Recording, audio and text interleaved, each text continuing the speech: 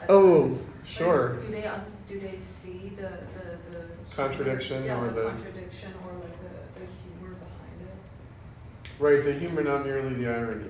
Yeah. Although we might be tempted to think of it as irony. Absolutely. Irony seems cruel.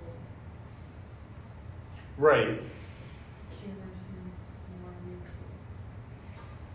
You know, I'm teaching postmodernism in the survey class the last few weeks. Do they And understand? do they understand? Well, kind of. I mean, it's one of these things where I kind of feel like postmodernism is better than it is or something. You know, like certainly like Rosalind Krauss, Douglas Crimp, Hal Foster, like shtick, like they're like They're still rocking it. yeah. But it's, because we're looking at like Daniel Buren and this kind of thing.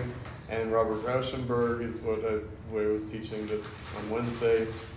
And it's like, is this account of Rauschenberg really adequate? Is this like really, like, like how they turned into some kind of, just deconstruction, and some kind of conceptual, like discursive, Well, I thing. think Byrne, I think, was more of a theorist than someone like Rauschenberg. Yeah. That's for sure. Rauschenberg, coming out of the Abex tradition, was kind of the shit-flinging sense. Yeah. The post-abstract expressionism of it all.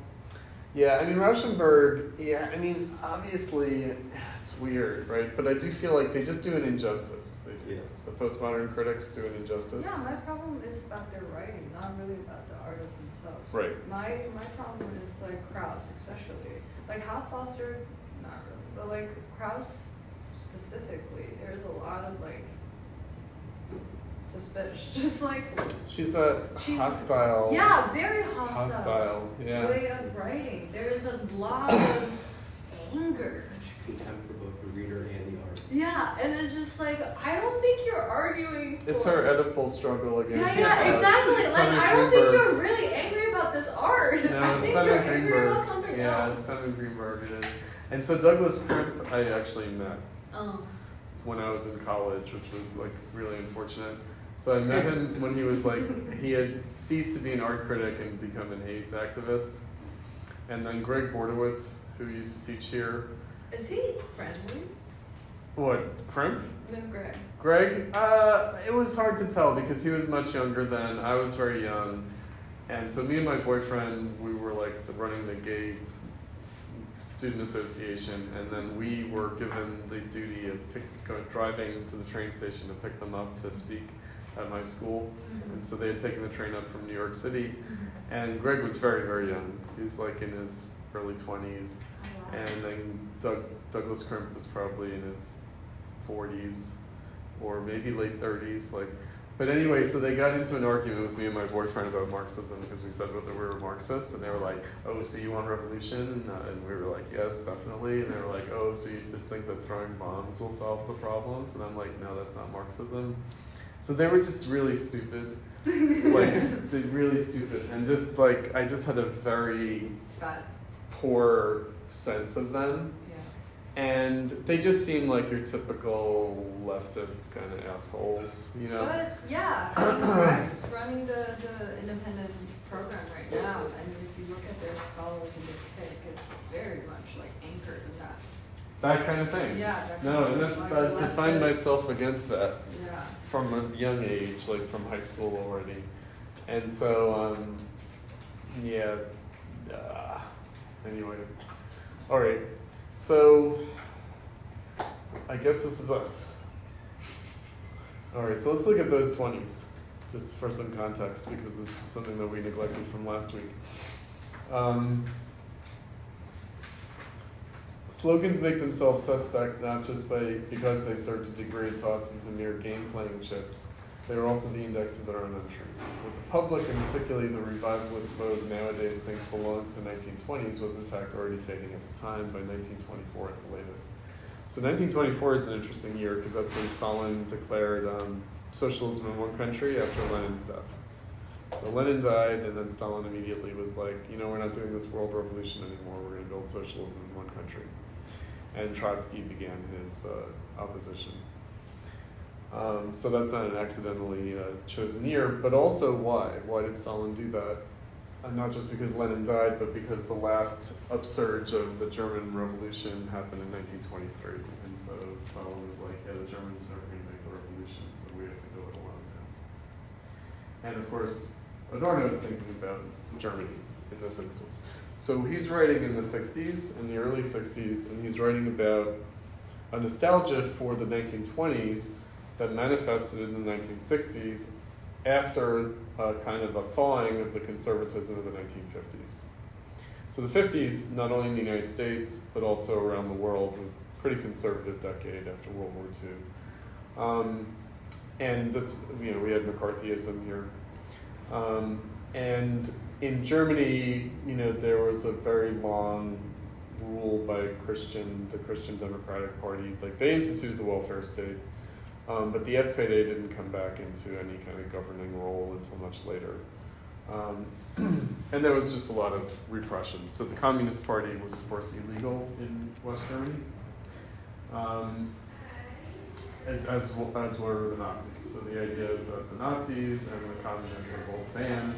And so the main parties are the Christian Democrats and the Social Democrats. And the Social Democrats had, in 1958, removed Marxism from their program. And Adorno was going to write a critique of that, but then he was like, yeah, why bother? Right, so anyway, and of course Adorno in 1924 was 21. He was a young man. So he remembers this time. In 1925, he went to study with the Second Viennese School with Schoenberg, Alban Berg, and Weber. And he was most closely associated with Alban Berg. He studied composition with them because he's a musician. And so he was there in that period. He also met Lukács in 1925 and was, you know, very much a fan of history and class consciousness. But then he like met Lukács at a cafe and he's like, I love your book. And Lukács was like, yeah, shit, forget about that. Because Lukács at that time was already turning against his own work and adapting himself to Stalinism. And so he kind of took on board a kind of the official criticism of his work and was like, yeah, I'm wrong, whatever, right? So a lot of stuff was happening in the mid-1920s, a conservative turn in the Marxist movement. Now, the 1920s are the Roaring 20s, so they're the post-World War I stabilization era. They're a boom period. They're also a period associated in the English-speaking world with the flappers, with a kind of sexual licentiousness, a kind of first wave of women's liberation, sexual revolution. Now, women got the right to vote in the Soviet Union and in Germany and in the United States and England, but first in the Soviet Union and Germany because it was part of the Marxist program. And the two parties that came to power in the Soviet Union through the Russian Revolution and in Germany through the German Revolution were the Marxist parties. The Russian Social Democratic Labor Party, renamed the Communist Party, the Bolsheviks, and the SPD. They also did other things. They decriminalized homosexuality. This is something that we'll talk about next week. Or did we talk about it? Was sexual taboos in the law today? Yeah, we got into all that. Okay, so we got into all that. So we've discussed that already. And this is also post-World War I is when jazz comes in as a cultural import from the United States, and when really you get like mass culture in the way that we know mass culture. So film, which was invented earlier, but really takes off as like a mass cultural phenomenon after World War I. And, you know, we've touched on this with the mass ornament, the Krakauer, written later in the 1920s. Okay, so what you have is really, what I like to describe as a kind of crack up of modernism. So this is important in terms of where Adorno's coming from. So if we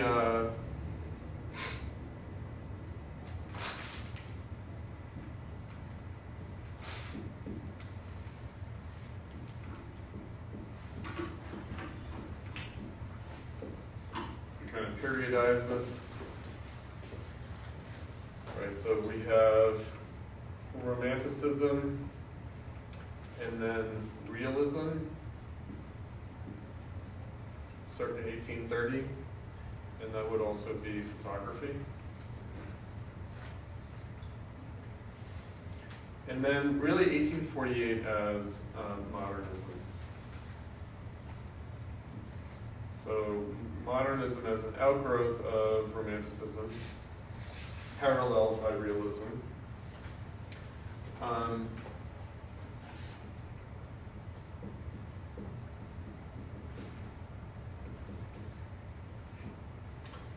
And we have a kind of high modernism, we could say.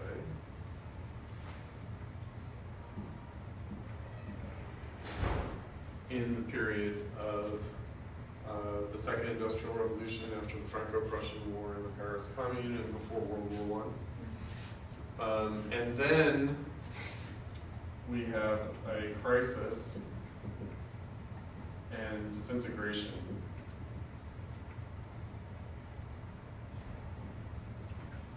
of modernism into a kind of late modernism, the 20th century avant-garde,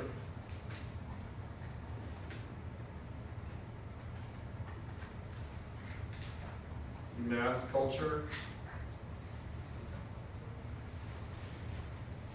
and political art.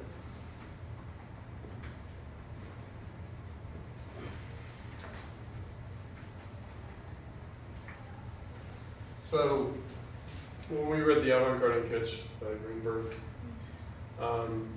he's talking about kitsch being rearguard modernism and avant-garde being vanguard modernism. He's really referring to the period earlier. Right? So the 20th century avant-garde is different from the 19th century avant-garde, we could say, because it really represents the disintegration of the avant-garde and modernism in the sense of a late modernism. So really, modernism and avant-garde would have been synonymous, and then they become kind of counterposed. And it's really as a function of World War I. Right, so what we're talking about is the aftermath of this. Okay, so here's Adorno. The heroic age of the new art, or modern art, because in German it's Neue, so Neue Musik, right? Was actually around 1910, so pre-World War I. So I think that I've mentioned this before. So like the Armory show in the United States in 1913 is like pretty much like marks the full expression of modernism. Synthetic Cubism, early German Expressionism, the free atonalism of Schoenberg in his school. So if you recall from earlier readings, he distinguishes between the free atonalism versus the 12-tone, or serial music. Serialism. Adolf Friese has noted this fact in a recent radio interview with Lotte Lenya, who herself rose during this time in the 1920s as a singer. I can clearly remember that after an IGNM festival in Frankfurt in 1927, I published an article entitled The Stabilized Music. It was not, as is usually assumed, the pressure exerted by the National Socialist terror that brought regression, neutralization, and a funereal silence to the arts. For these phenomena had already taken shape in the Weimar Republic and in liberal continental European society generally. The dictatorships did not swoop down on the society from outside in the way that Cortés invaded Mexico. Rather, they were engendered by the social dynamic following the First World War, and they cast their shadows before them. Right, so the idea is that, because of the defeat of the revolution, there was a stabilization in the 1920s, and this, showed a kind of end to modernism. Now, this period of high modernism, prior to World War I, that's the period of, we've talked about Belle Epoque.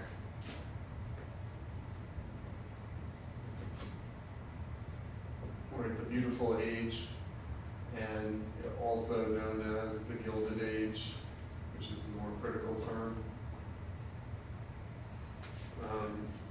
There's an optimism there.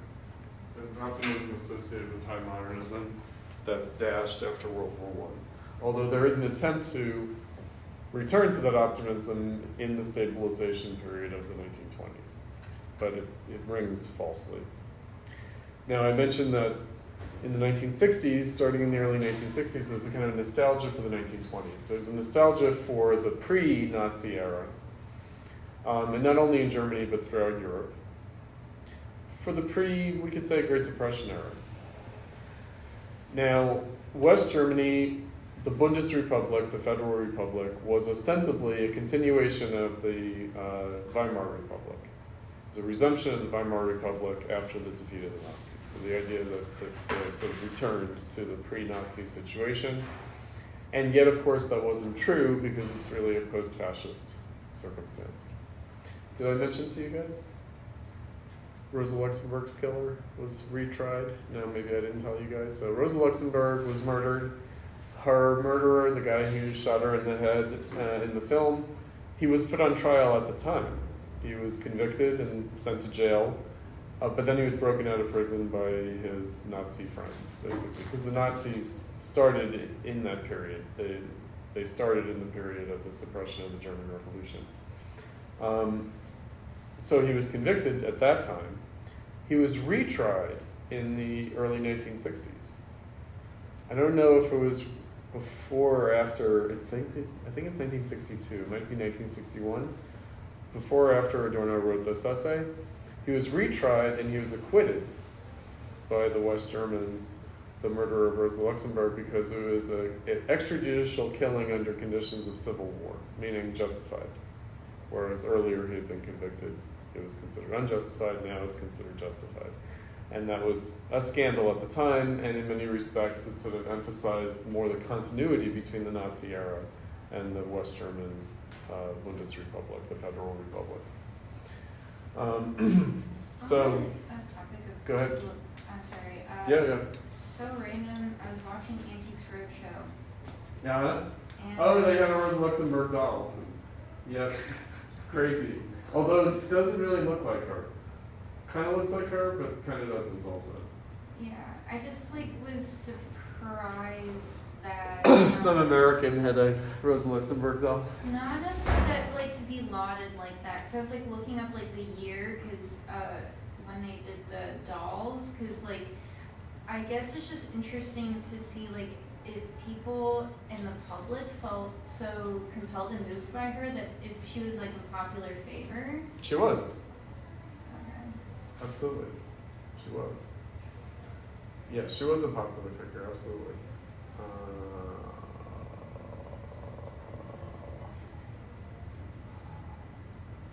I saw this. I did see this. And I saw it via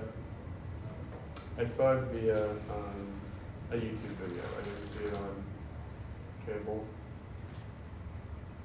Oh, come on. Why aren't they? AI has ruined the internet. Right? Because it tries to be smart, but it's really stupid. Uh-oh. Oh, I'm surprised this doesn't just come up. Oh well, okay. It's an old doll though, it's from the 20s, right?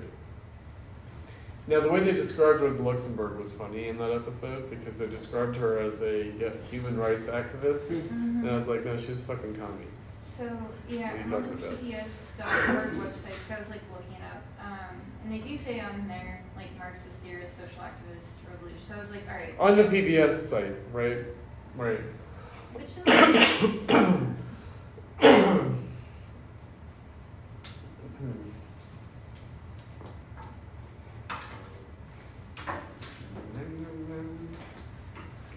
I did not mean for this to be a tangent. I just was surprised that if they felt compelled to make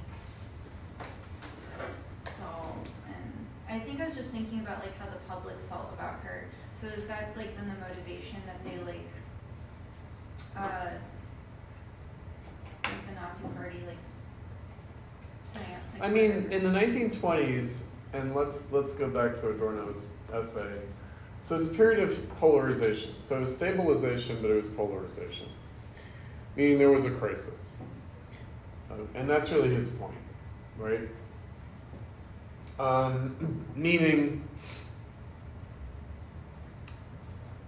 it was already counter-revolutionary, it was already a conservative reaction that had taken hold in the 1920s, but it wasn't fully settled in the way that it seemed to have been with the Nazi seizure of power.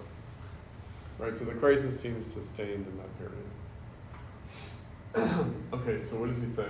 Immediately evident in the products of mass culture manipulated by a highly centralized economic power, one has only to listen to the record albums that are now being revived as the hits, songs, and chansons from the 20s to be astonished at how little has changed in this whole sphere. As with fashion, the packaging changes, but the thing itself, conventional language composed of signals to suit the conditioned reflexes of consumers, essentially remain the same, as jazz, for instance, was a perennial fashion. Well, it seems that such past fashions have a naive and awkward aspect in comparison with the current trend, that they are what the slang of American light music calls corny. This is due less to the substance of what is disseminated than to the time factor in abstraction. At most, to the progressive perfecting of the machinery of the social psychological control. The quality of being not yet quite so smart, which provokes smiles from the same type of people who in those days acclaimed Miss Dinguet and Marlena, is of the same nature as the idealizing nostalgia that clings to those same products today.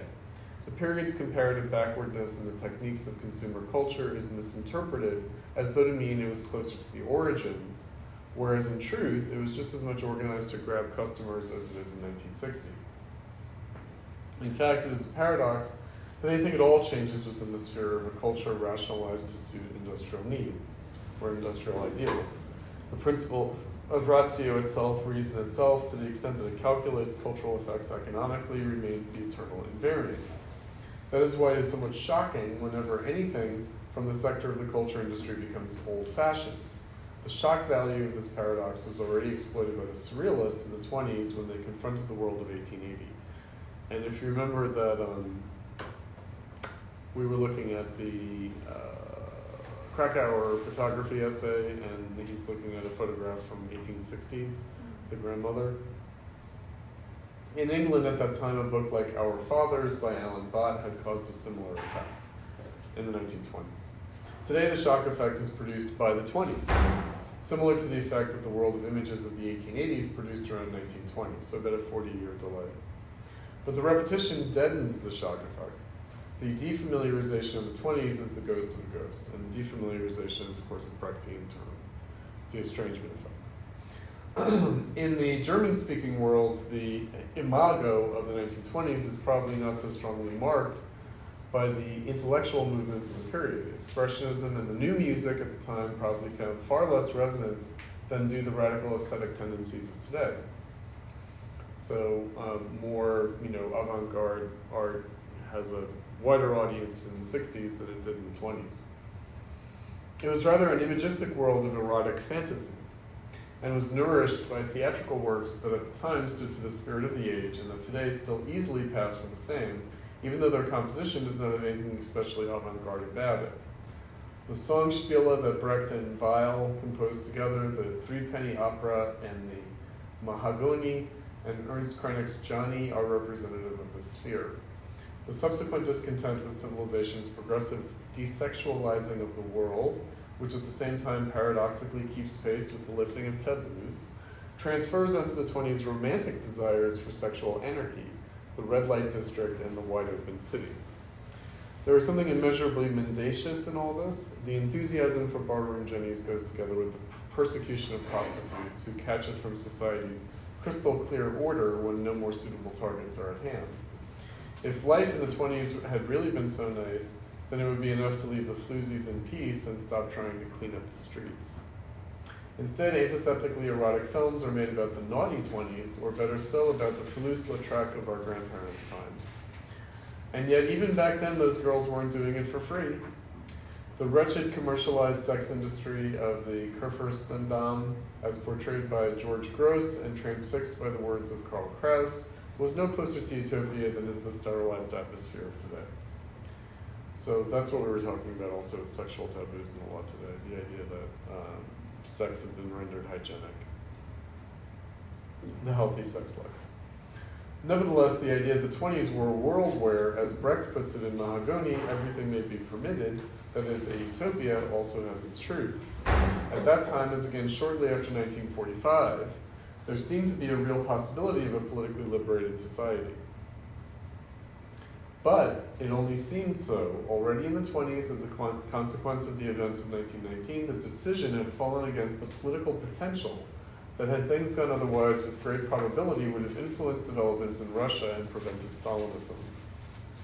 It is hard to avoid the conclusion that this twofold aspect, on the one hand, the world that could have taken a turn for the better, and on the other, the extinguishing of that hope by the establishment of powers that later revealed themselves fully in fascism, also expressed itself in the ambivalence in art, which in fact is quite specific to the 20s and has nothing to do with the vague and self-contradictory idea of the modern classics. Precisely those operatic works that earned fame and scandal then seem now in their ambiguous stance towards anarchy, as though their main function was to furnish National Socialism with the slogans it later used to justify its cultural terrorism, as though that assiduously exaggerated disorder was already lusting for the order Hitler subsequently imposed across Europe. This is not something for the 20s to boast of.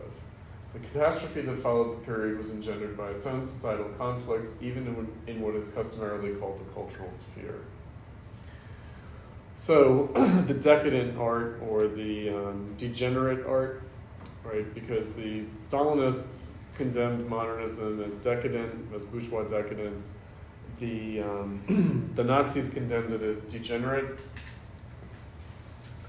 seemed to call for its own suppression. Right? I mean, we're living in a kind of reactionary period right now, aren't we? Backlash, does it seem like? Does it seem like everything in the last, 4 years was geared to wind up a backlash? Yeah, I'm actually doing my emptiness presentation on that. I was going to connect it with, it was actually when you shared last class about, how we became, paranoid, asexual. Man, I was trying to, so, my weird, it's not an academic background understanding, but, you're selling vintage clothing, so underground photography, publishing, John Willie, Charles Goyette, so it was underground, they were selling pictures, and photographs and garments and stuff, and it's interesting. I was gonna make these links to now, how there's the illusion of freedom, but it's actually. When was that from? For the emptiness class. No, when was it from? The what? These photographs? Oh, so John Willie was an illustrator. He didn't have any formal training. I think he was from Australia, but and there's not that much known about him. And people are still his photographs come up just on eBay randomly, and people are able to see he only had a specific core set, which was from the 1880s, weird fetish. Yeah. I was this is fucking weird. And the boots and stuff too. He only had one set of stuff, so people are that's his chair, that's his backdrop he did. Taschine, I think that's the publication company, did a really beautiful book on all of his photos. But so John Willie also did Bazaar, which I think they have at the Leather Archives Library. They have the Taschine collection they did of it. But anyway, so the 50s, everything's round, right? The voluptuous refrigerators. I was people wanted to fuck their they couldn't have sex, so they're let's make a fuckable fridge or car. Yeah, they had that kind of strange infantile aesthetic and everything's sort of a bubble. Yeah, it's through the repression. So the emptiness thing is emptying out even through self-repression and surveillance, unconsciously these fantasies and desires like come out of this, like bursting from the sides.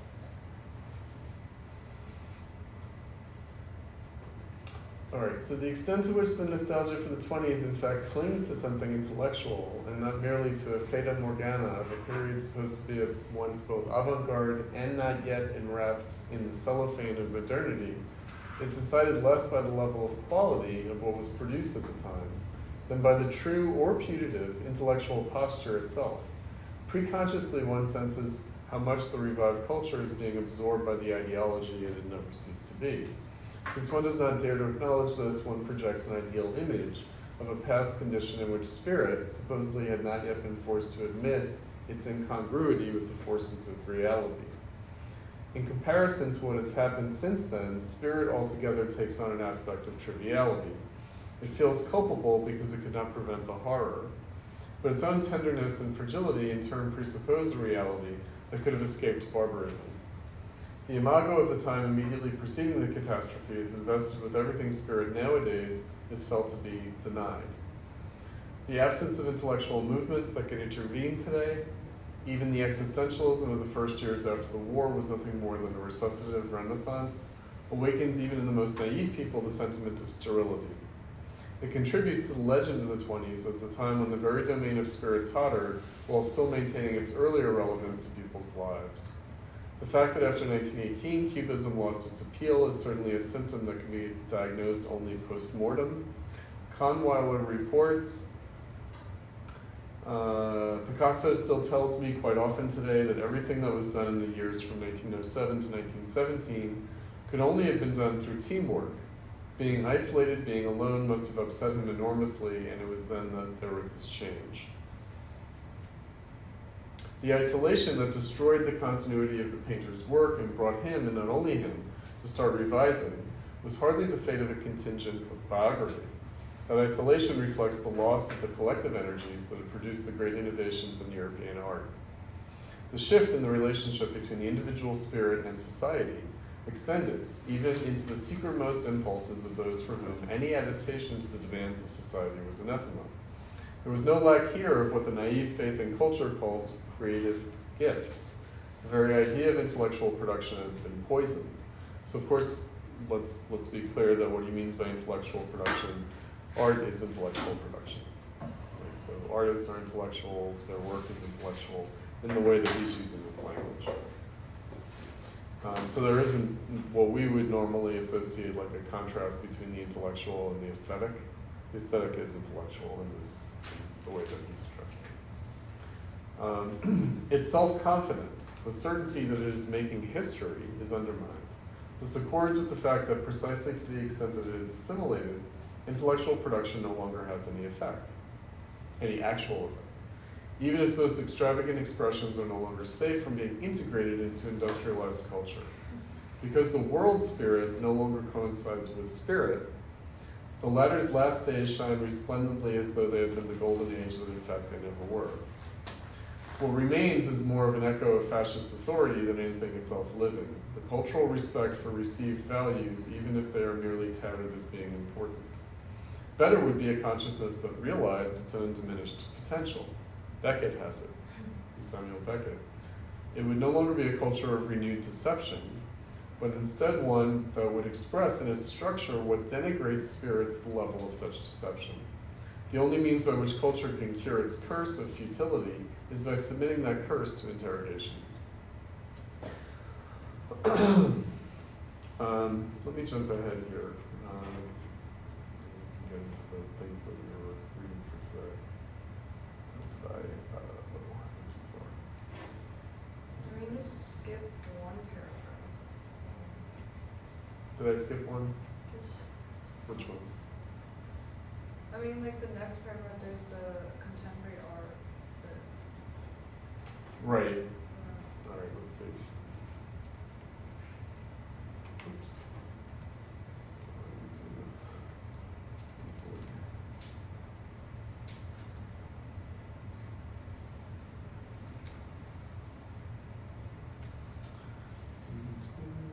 Oh, contemporary art. His own time. Right. Yeah. Oh, the absurd. Yeah. What I should note here is that we might have the same nostalgia for the 60s Yeah. that the 60s had for the 20s. That's I been the was case just- for a while. Go ahead. Forms return only within the interior of words, not as something imposed upon the heteronorms. I don't understand the, like. Where is that? It's just the third sentence. You mean right here? Yeah, no. Oh, this one? Yeah, Okay.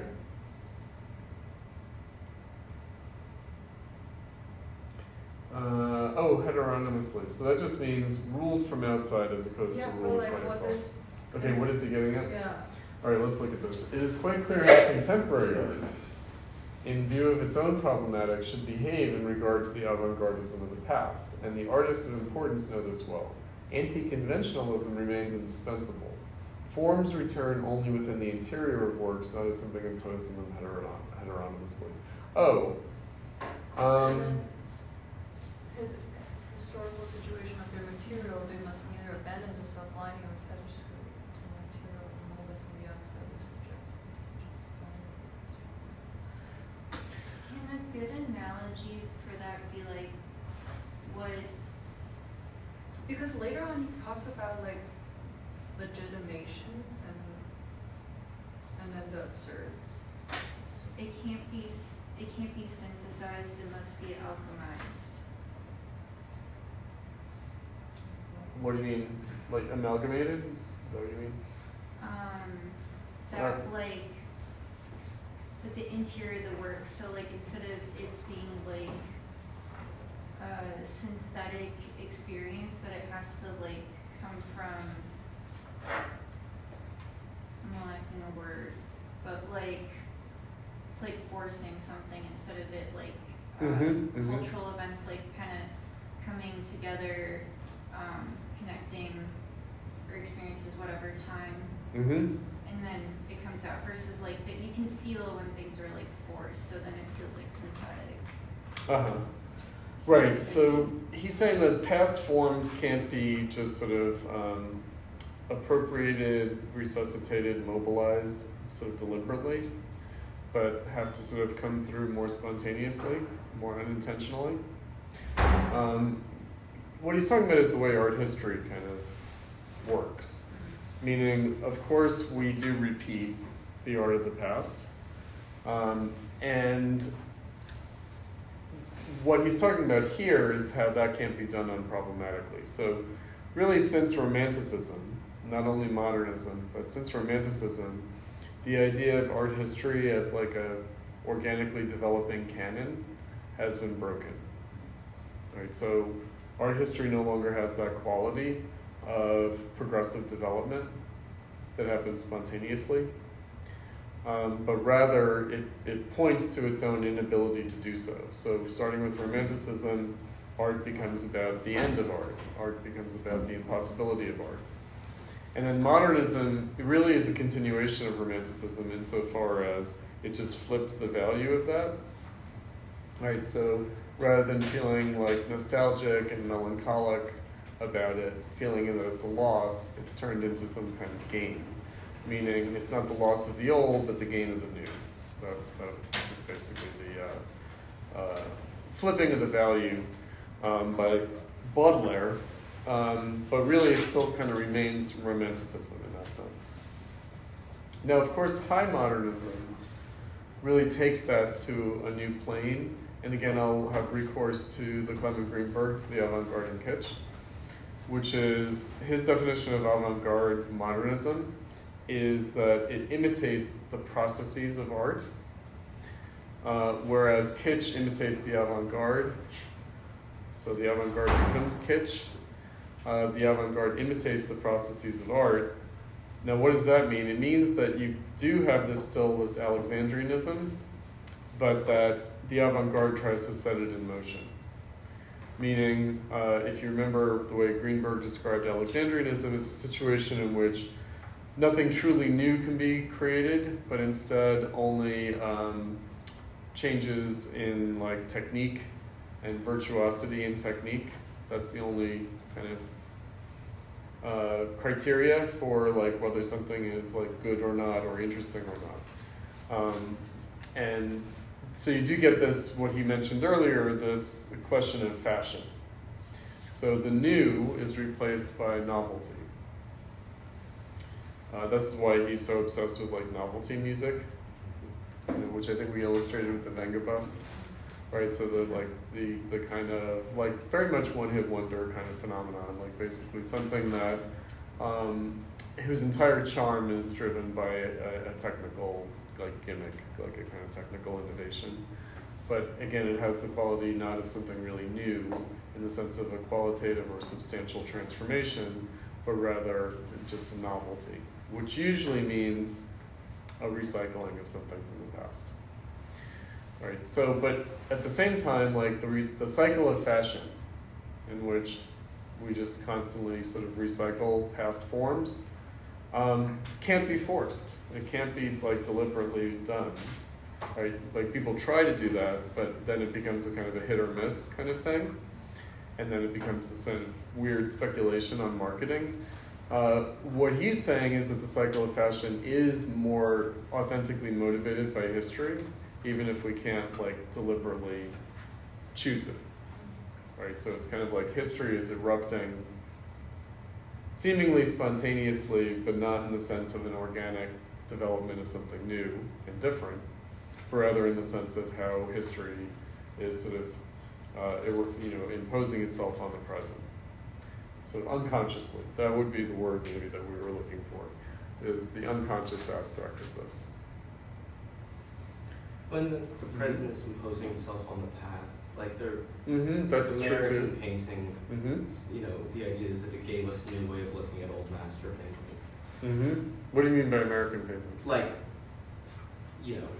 first wave ABEX. Like that we could look at Rubens in a new way because of de Kooning.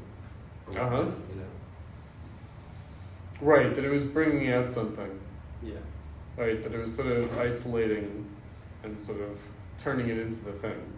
Right. Well, again, that would be Greenberg's notion of the function of abstraction in painting. But the function of abstraction is the focus on the technique as like the aesthetic form, rather than technique being subordinated to aesthetic form. I mean, it goes to, again, there are many parallels between Benjamin and Adorno and Greenberg. It's funny. Greenberg is somewhat aware of Benjamin, but probably not Adorno, in the 30s, because Greenberg could read German and was keeping up with the criticism of the time. In that, Greenberg talks about like effects, right? The effect. And he also talks about the,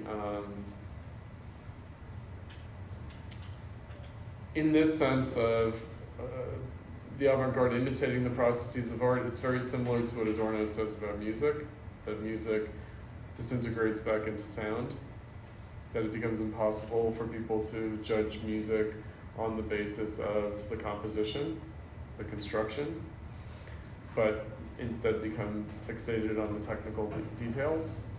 And that includes him, right? That realm of play, that the listener is co-composing the music as they're listening, is lost in favor of a kind of reified music in which it's really the thing-like character of the sound.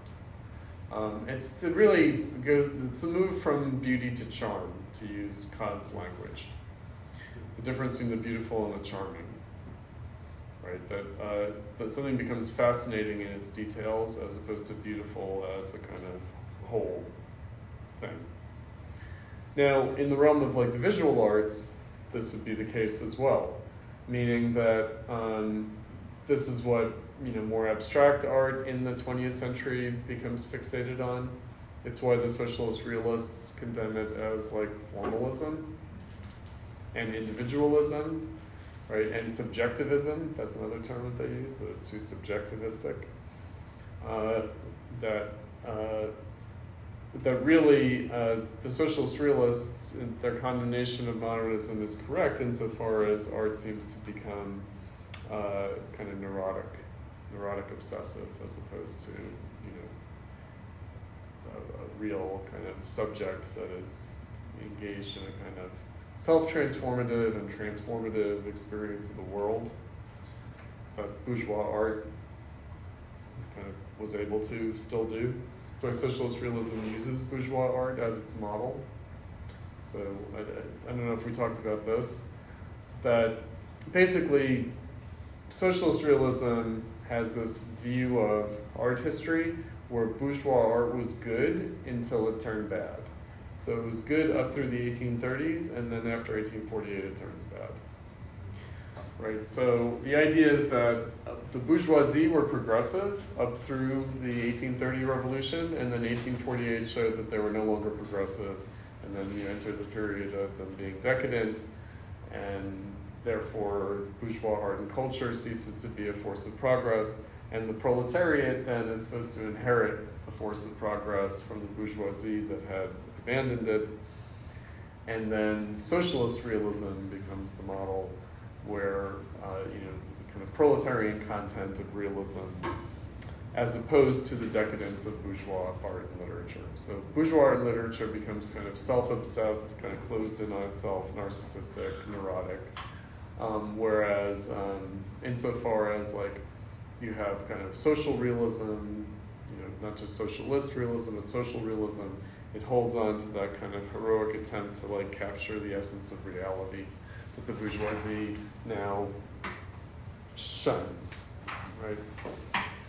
It's very peculiar, and obviously Adorno doesn't agree with any of that, and Benjamin didn't agree with any of that. So they would see more of a dialectical relationship between realism and modernism, meaning that the contradiction between realism and modernism would itself have to be problematized, and that's why surrealism becomes so important, because surrealism casts a whole vision of art back onto history where all art is surrealist, therefore all art is realist, right? Because surrealism is like intensified realism, it's not other than realism. So the point is that, just trying to depict reality through words, like in literature, has a surreal quality. It's sort of more real than reality itself. It's a kind of intensification of reality, and that now one has to do that in this other way in order to avoid the kind of kitchification of the mass cultural product. So,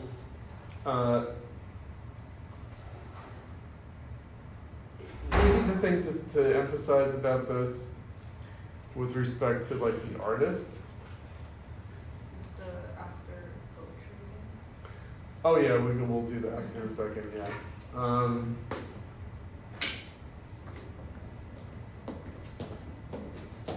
Right.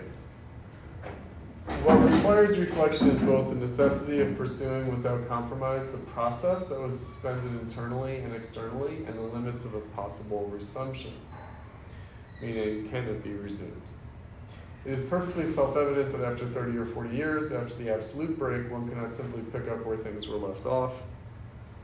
The significant works of that epoch, the 20s, owed much of their power to the productive tension with a heterogeneous element, the tradition against which they rebelled. So the tradition, paradoxically, of modernism itself. So the post-World War I avant-garde rebelled against the modernism of the pre-World War I era. This was still a force confronting them, and it was precisely the most productive artists who had a great deal of that tradition within them. Much of the constraint that inspired those works was lost when the friction with this tradition disappeared. Freedom is complete, but threatens to become freewheeling without its dialectical counterpart, whereas the counterpart cannot be maintained simply by an act of the will. Contemporary art must become conscious not only of its technical problems, but also of the conditions of its own existence, so that it does not become a mere rehash of the 1920s. It does not degrade into precisely what it refused to be, cultural property. Art's social arena is no longer an advanced or perhaps even decayed liberalism, but rather a fully manipulated, calculated, and integrated society, the administered world. Whatever protest is made against this in terms of artistic form, and it is no longer possible to conceive of an artistic form that is not a protest. Itself becomes integrated into the universal planning it is attacking and bears the marks of this contradiction. Since their material has been emancipated and processed in every dimension nowadays, our works evolve purely from their own formal laws without any heterogeneous element, and so they tend to become all too shiny, tidy, and innocuous. In this sense, wallpaper swatches are the writing on the wall. It is precisely the discomfort caused by this that draws attention back to the 20s, but without this nostalgic yearning being satisfied. Anybody who is sensitive to such things need only examine the titles of the innumerable books, paintings, and compositions of the past few years to have the sobering feeling of the second hand. It is so unbearable because every work created nowadays makes its entrance, whether intentionally or not, as though it owed its existence to itself alone. The desire that proved fatal, namely the absence of a work's necessity to exist, gives way to the abstract consciousness of up-to-dateness. This ultimately reflects the absence of any political relevance. When it is completely transposed into the aesthetic domain, the concept of radicalness becomes an ideological distraction, a consolation for the real powerlessness of political subjects. However, there is no more compelling evidence of the contemporary cultural aporia than the fact that the critique of this ideological aspect of a sanitized, pure aesthetic progress itself immediately becomes ideology again.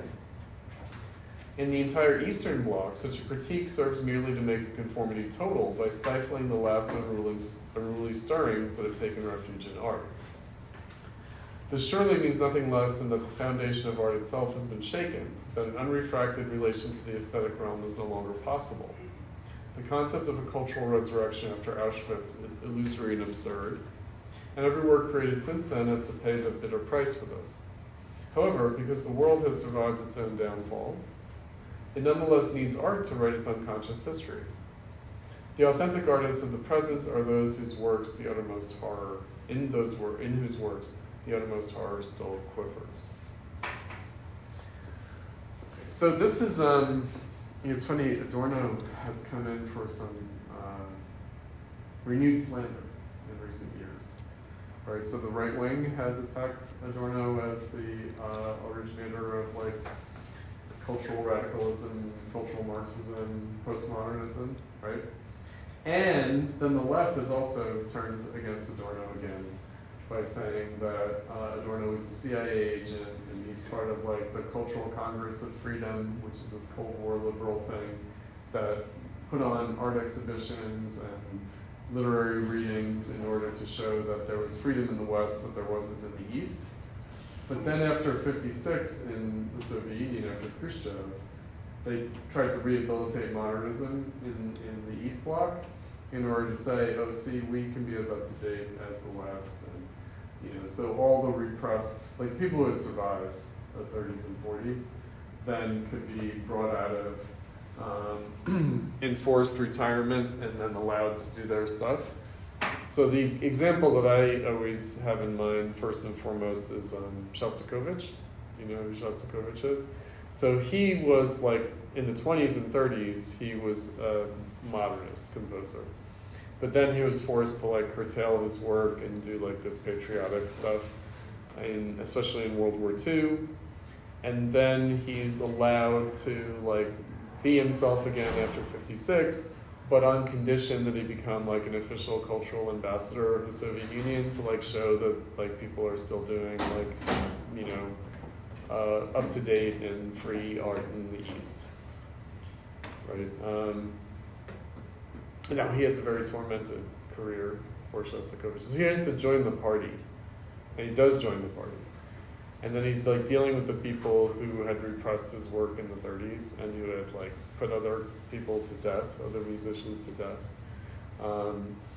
And then I think that one of his old tormentors, he does a symphony, like a song-based symphony on death, right? And then the guy, like during the premiere performance of it, like the guy who tormented him in the 30s, like stood up and had a heart attack and died.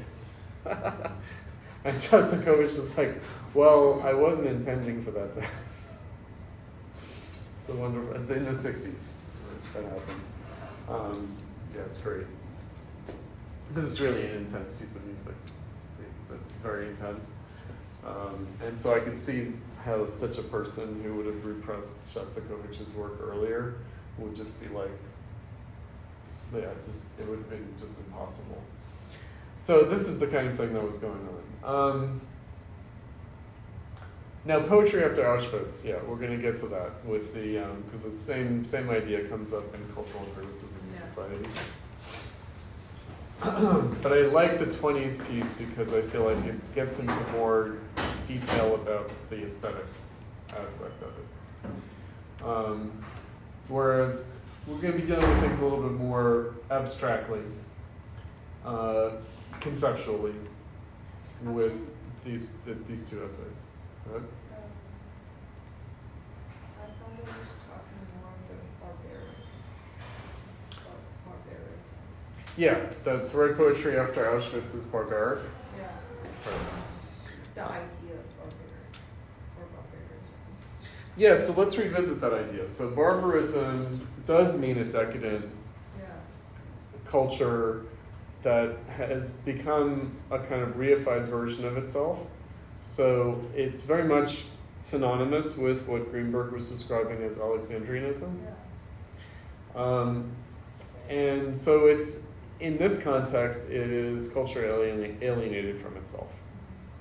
Now, later in aesthetic theory, so he says here to write poetry after Auschwitz is barbaric, but then later in aesthetic theory he says, well, of course, though, that doesn't mean that art doesn't have a right to exist. Yeah. Right? So the thought figure that we have to consider is, well, it's sort of a, maybe there's a threefold way of thinking about it. So there's bourgeois art.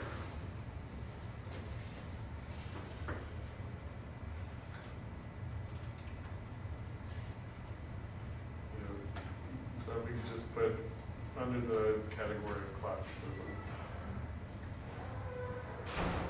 And then modernism is really its continued necessity and impossibility.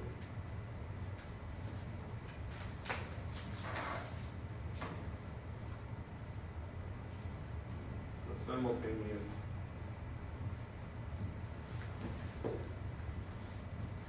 the necessity and impossibility of bourgeois art and capitalism. Because that's what we're really talking about, right? We're talking about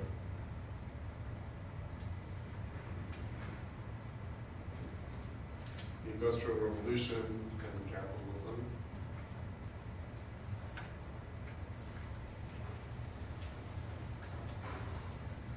But by 1848, what you have is a situation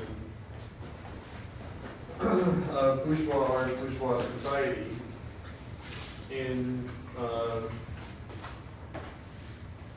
self-contradiction and crisis.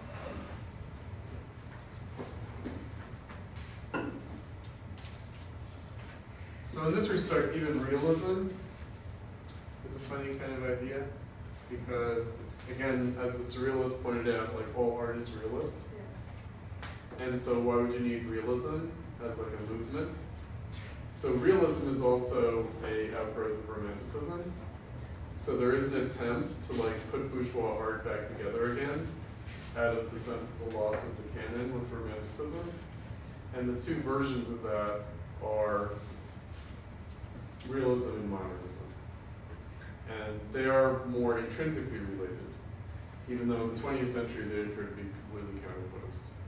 So the fact that you need like realism actually says something about the inability to do realism. And so modernism is a more sort of direct expression of the simultaneous necessity and possibility of continuing to do bourgeois art.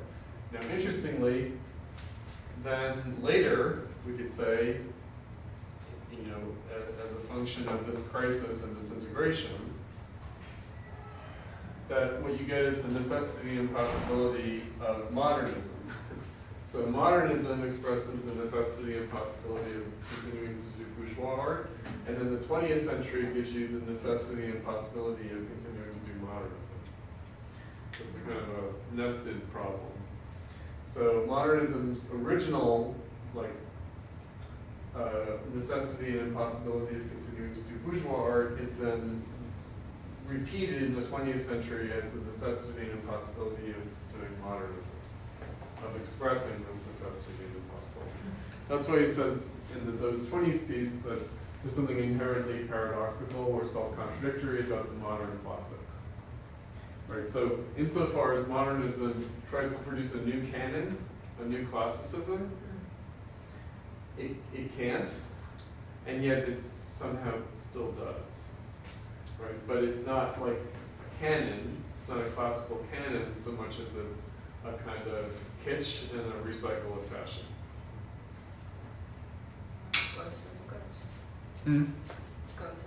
A ghost of a ghost, yes, ghost of a ghost, absolutely. A ghost of a ghost. But if it never existed, You mean modernism? well, like if like this impossibility of like art, it's what. Well, art feeds off its own impossibility, right? So this is, again, the idea of a necessity and impossibility is meant to be a dialectical one, meaning it sustains itself in and through its own impossibility. That's like, again, we can only describe something by using language that would appear to just flatly contradict it, right? So dialectical contradiction is not a flat contradiction, and there are sometimes occasions for flat contradiction. But again, surrealism he cites because it self-consciously takes up the obsolete, right, the ready-made. So it sort of explicitly thematizes this historical rhythm of repetition, right, which belies the organic development, right? So the idea of the classical is that the classical never really goes out of date, and the canon is added to organically, and the older is kind of rejuvenated through the new. Whereas what happens in capitalism is something quite different, where things are rendered obsolete, but then they sort of come back, right? So that's different from something that grows in stature as a classic. It's more like this kind of coming in and out of fashion.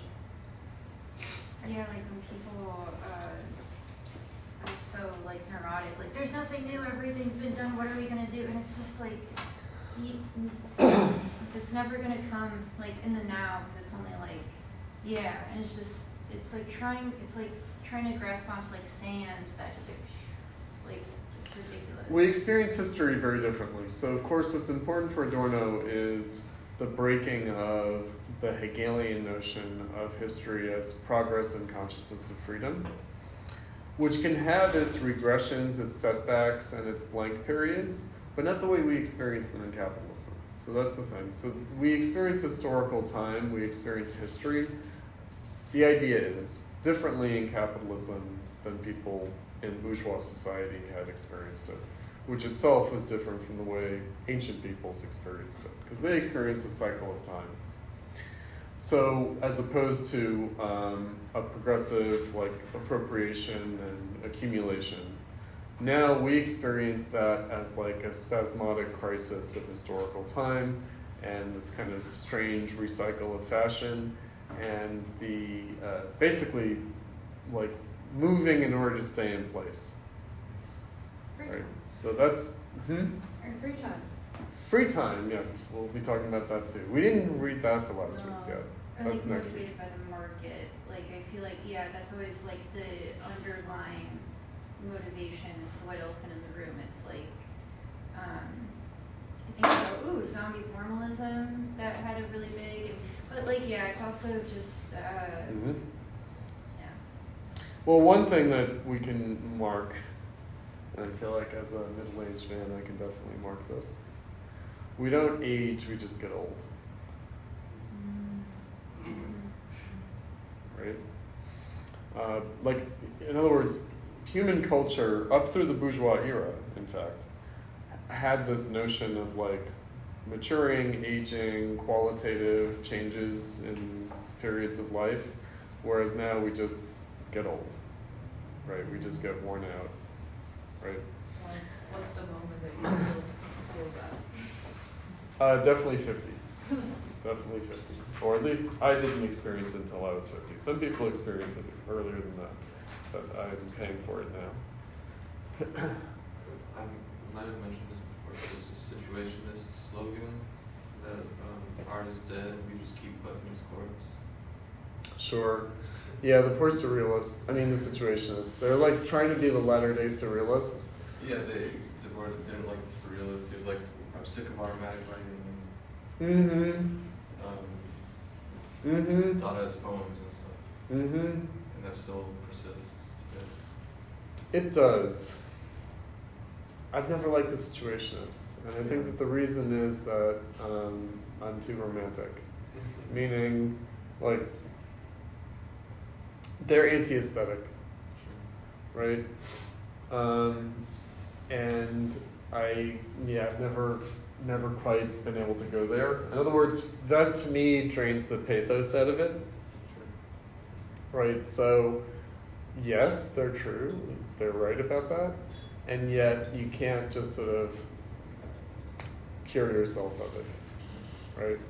All you can do is sort of drive it deeper into a more repressed sort of state, which is what I think they were doing.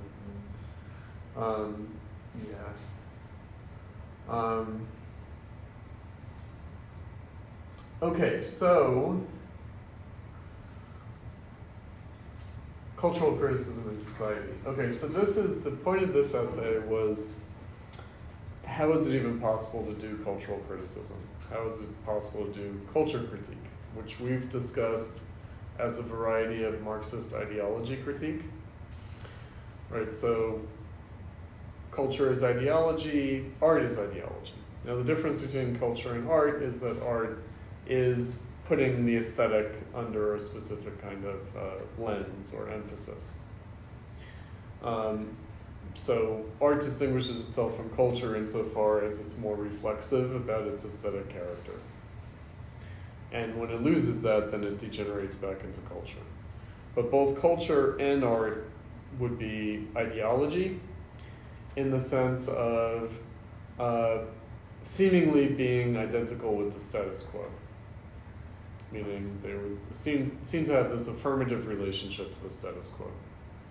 And that art's way of distinguishing itself critically from the status quo would be in its aesthetic autonomy. That's the sort of sign of its non-identity. Whereas culture might have a non-identity, but it sort of masks it because it seems to be submerged in this societal reality. So the question is, something that we addressed with Krakauer early on in the semester, how is a cultural critique or a culture critique possible that isn't retrograde, that isn't like rejecting the new and the different through the imposition of the standards of the past? Right, so there's an inherent paradox.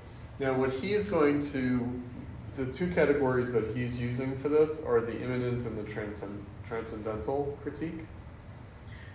So the immanent critique is taking something in its own terms, and the transcendental critique appears to be above the object and therefore not taking it in its own terms.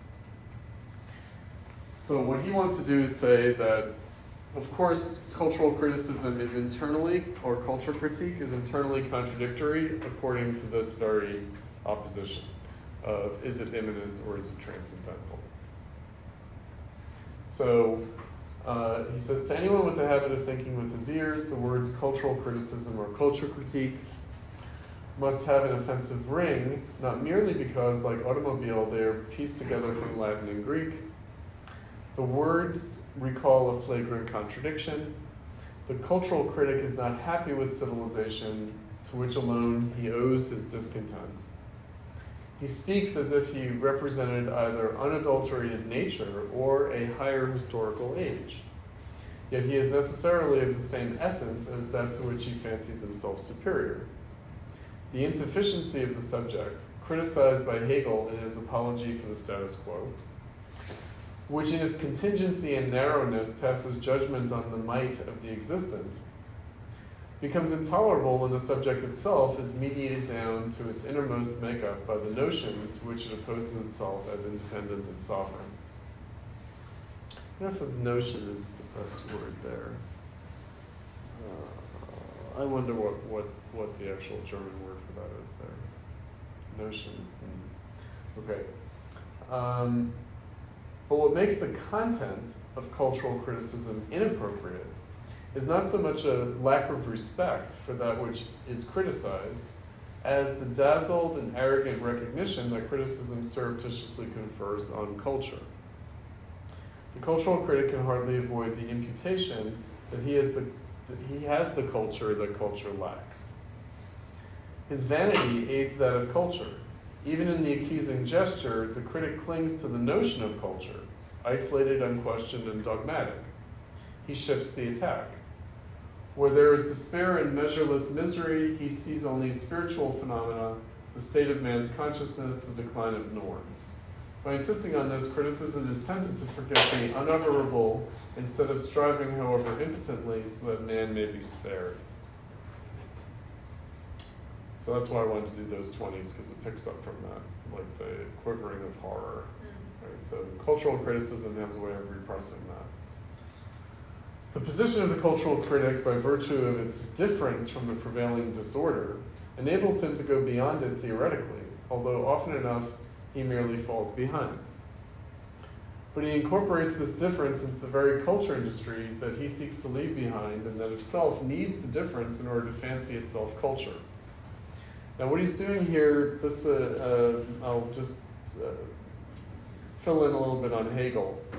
So Hegel is writing in the period of Romanticism.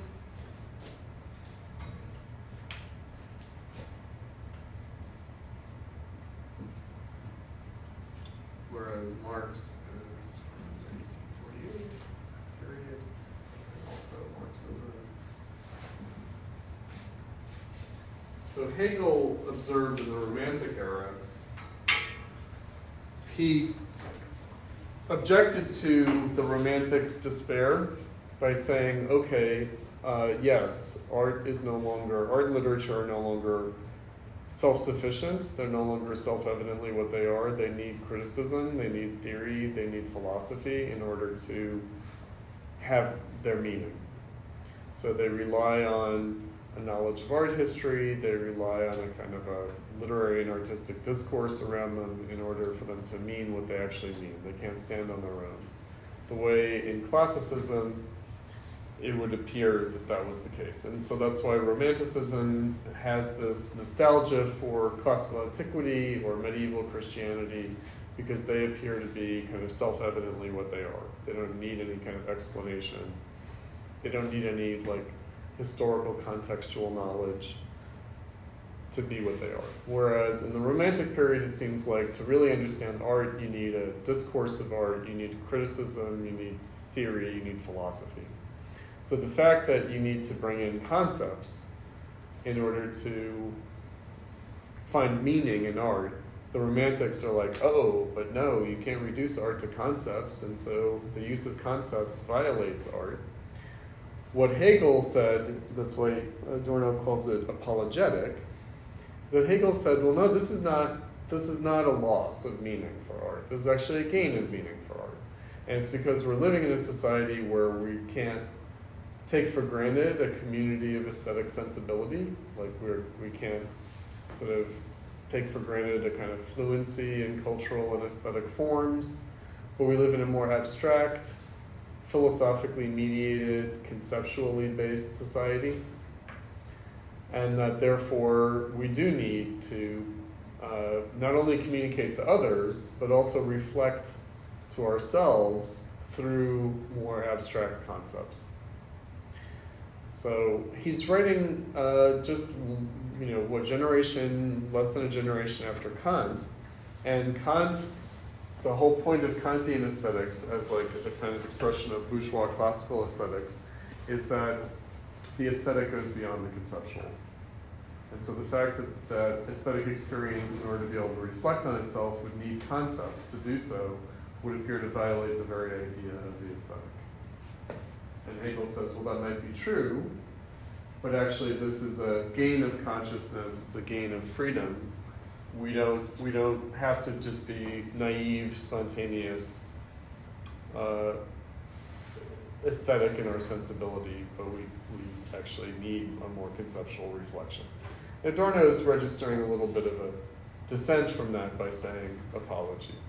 Okay, so Hegel's an early forerunner of the problem that's going to be revealed in modernism. Right, again, the necessity and impossibility of continuing to control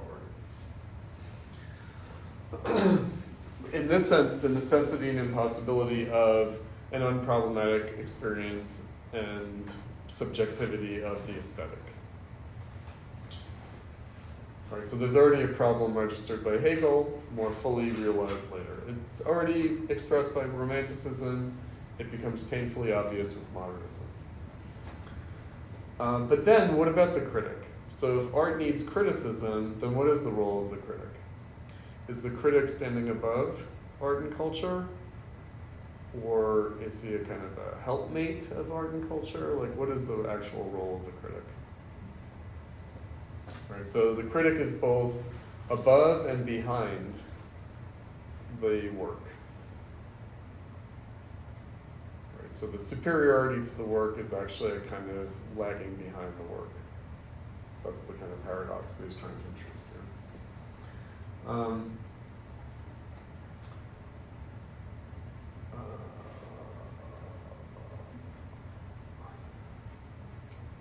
Characteristic of culture's pretension to this distinction through which it exempts itself from evaluation against the material conditions of life is that of the insatiable. The exaggerated claims of culture, which in turn inhere in the movement of the mind, remove it ever further from those conditions as the worth of sublimation becomes increasingly suspect when confronted both by a material fulfillment near enough to touch and by the threatening annihilation of uncounted human beings. Right, so we could have socialism, but instead we have Hiroshima and Auschwitz.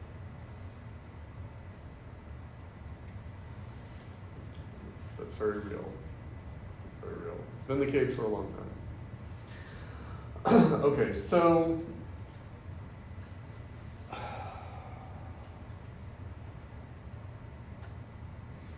what we were talking about earlier at the beginning of class, Douglas Crimp, the October postmodernist critics, that really they have a kind of conceptual arrogance with regard to the work that they discuss.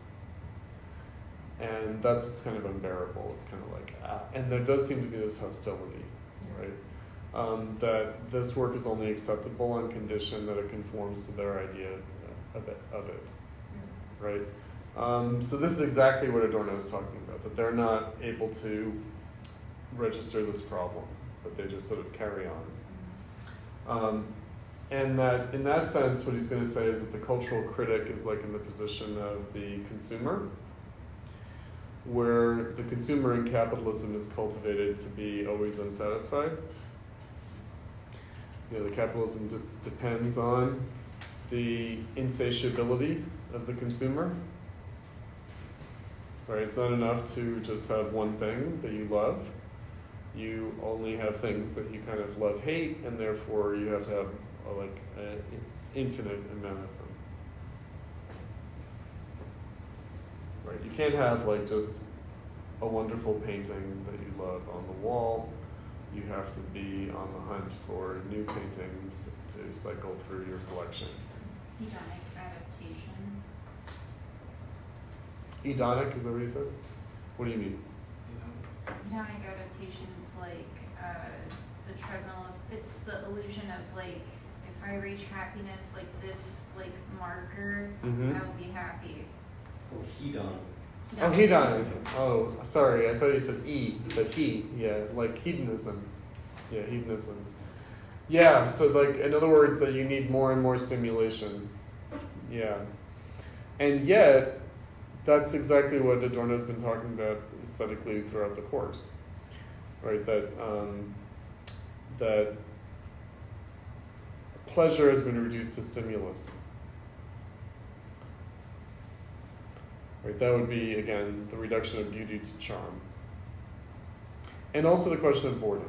I don't know if we did justice to the schema of mass culture, the killing of time, something happening and something not happening at the same time. That is a function of boredom. Did we talk about that? Boredom, yeah. So in other words, like, rather than art and the pleasure of art, the beautiful or the sublime, being a kind of experience in itself, it's only a kind of sensory stimulation to stave off boredom. Or we could say, again, whenever we're doing this thing of like, oh, it used to be this, but now it's that, but that we experience the contradiction there. Meaning maybe it still is what it was, but it's also contradicted, right? So we should always keep in mind that for Adorno, capitalism is still bourgeois society. It still is the bourgeois subject, but contradicted. Right? And then if it weren't contradicted, then we couldn't even talk about it as a problem. In other words, we just would be the insects of manipulation by stimulus response. Except we're able to recognize ourselves as that, and therefore we're not just that. Right? Again, we always have to keep in mind what the point of Adorno writing these things is. Right? So he's not just some grumpy old man, just like writing for himself, like, oh, everything sucks now. It's all crap and it's shit. Right? No, he thinks that the reader can recognize something, can recognize the self-contradiction that they themselves inhabit.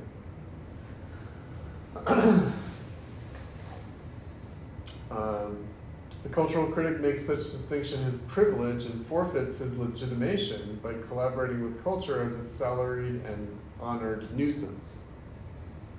Meaning, are you just like a paid heckler, like you're the sort of the paid peanut gallery of culture as a critic?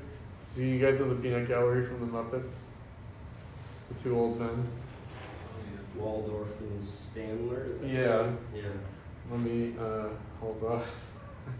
They're great. Ad Reinhardt, is that how you say his name? Did those like cartoons in the 40s? Those charts. Really? Who? Ad Reinhardt? Yeah, Ed Reinhardt. Uh-huh. Yeah, I stumbled upon a book. God, fabulous. But yeah, it was kind of like a similar thing to that. He had like a lot of, they're essentially like very early memes. It's kind of fun. 1946. But although it's funny because I like literally uttered to myself, I was like, oh, famous last words, that he was like abstraction, purity. I'm like, babe, I wish. Oh, you mean he insisted on this? Yeah. Well, you have to forgive the artist. No, like it's Yeah. no. I'm just like I really want that. Like there is a part in me. I'm like it is pure, it is real, and I'm like fuck everything. Like that made it not that way. Oh, hold on. Yeah, my favorite one.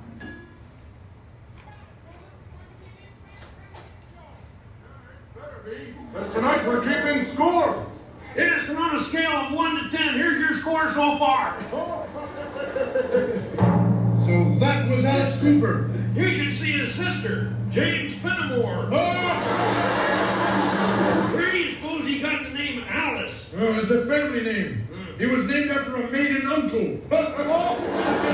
Is he a bouncing baby boy? I don't know, but we're high enough up to find out. Hey, are you speaking Hawaiian? No, I bit my tongue. So anyway, they were the comic relief in the Muppet Show. So this is where... Did I put, was that the one that I clicked on already?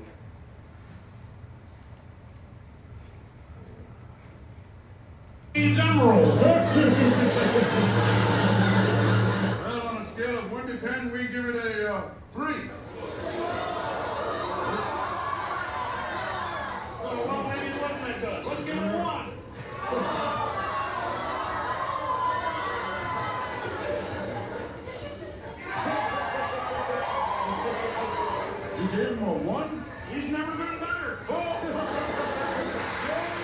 you guys know, let's see what the Adorno, you know this Adorno meme, right? This is a good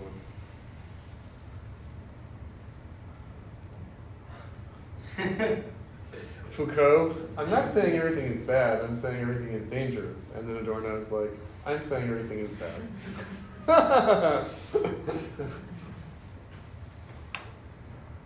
It's a good one. And then, do they have Adorno with Kermit the Frog? They do. Yeah, so they make him into Waldorf. That's not one. Oh, this one.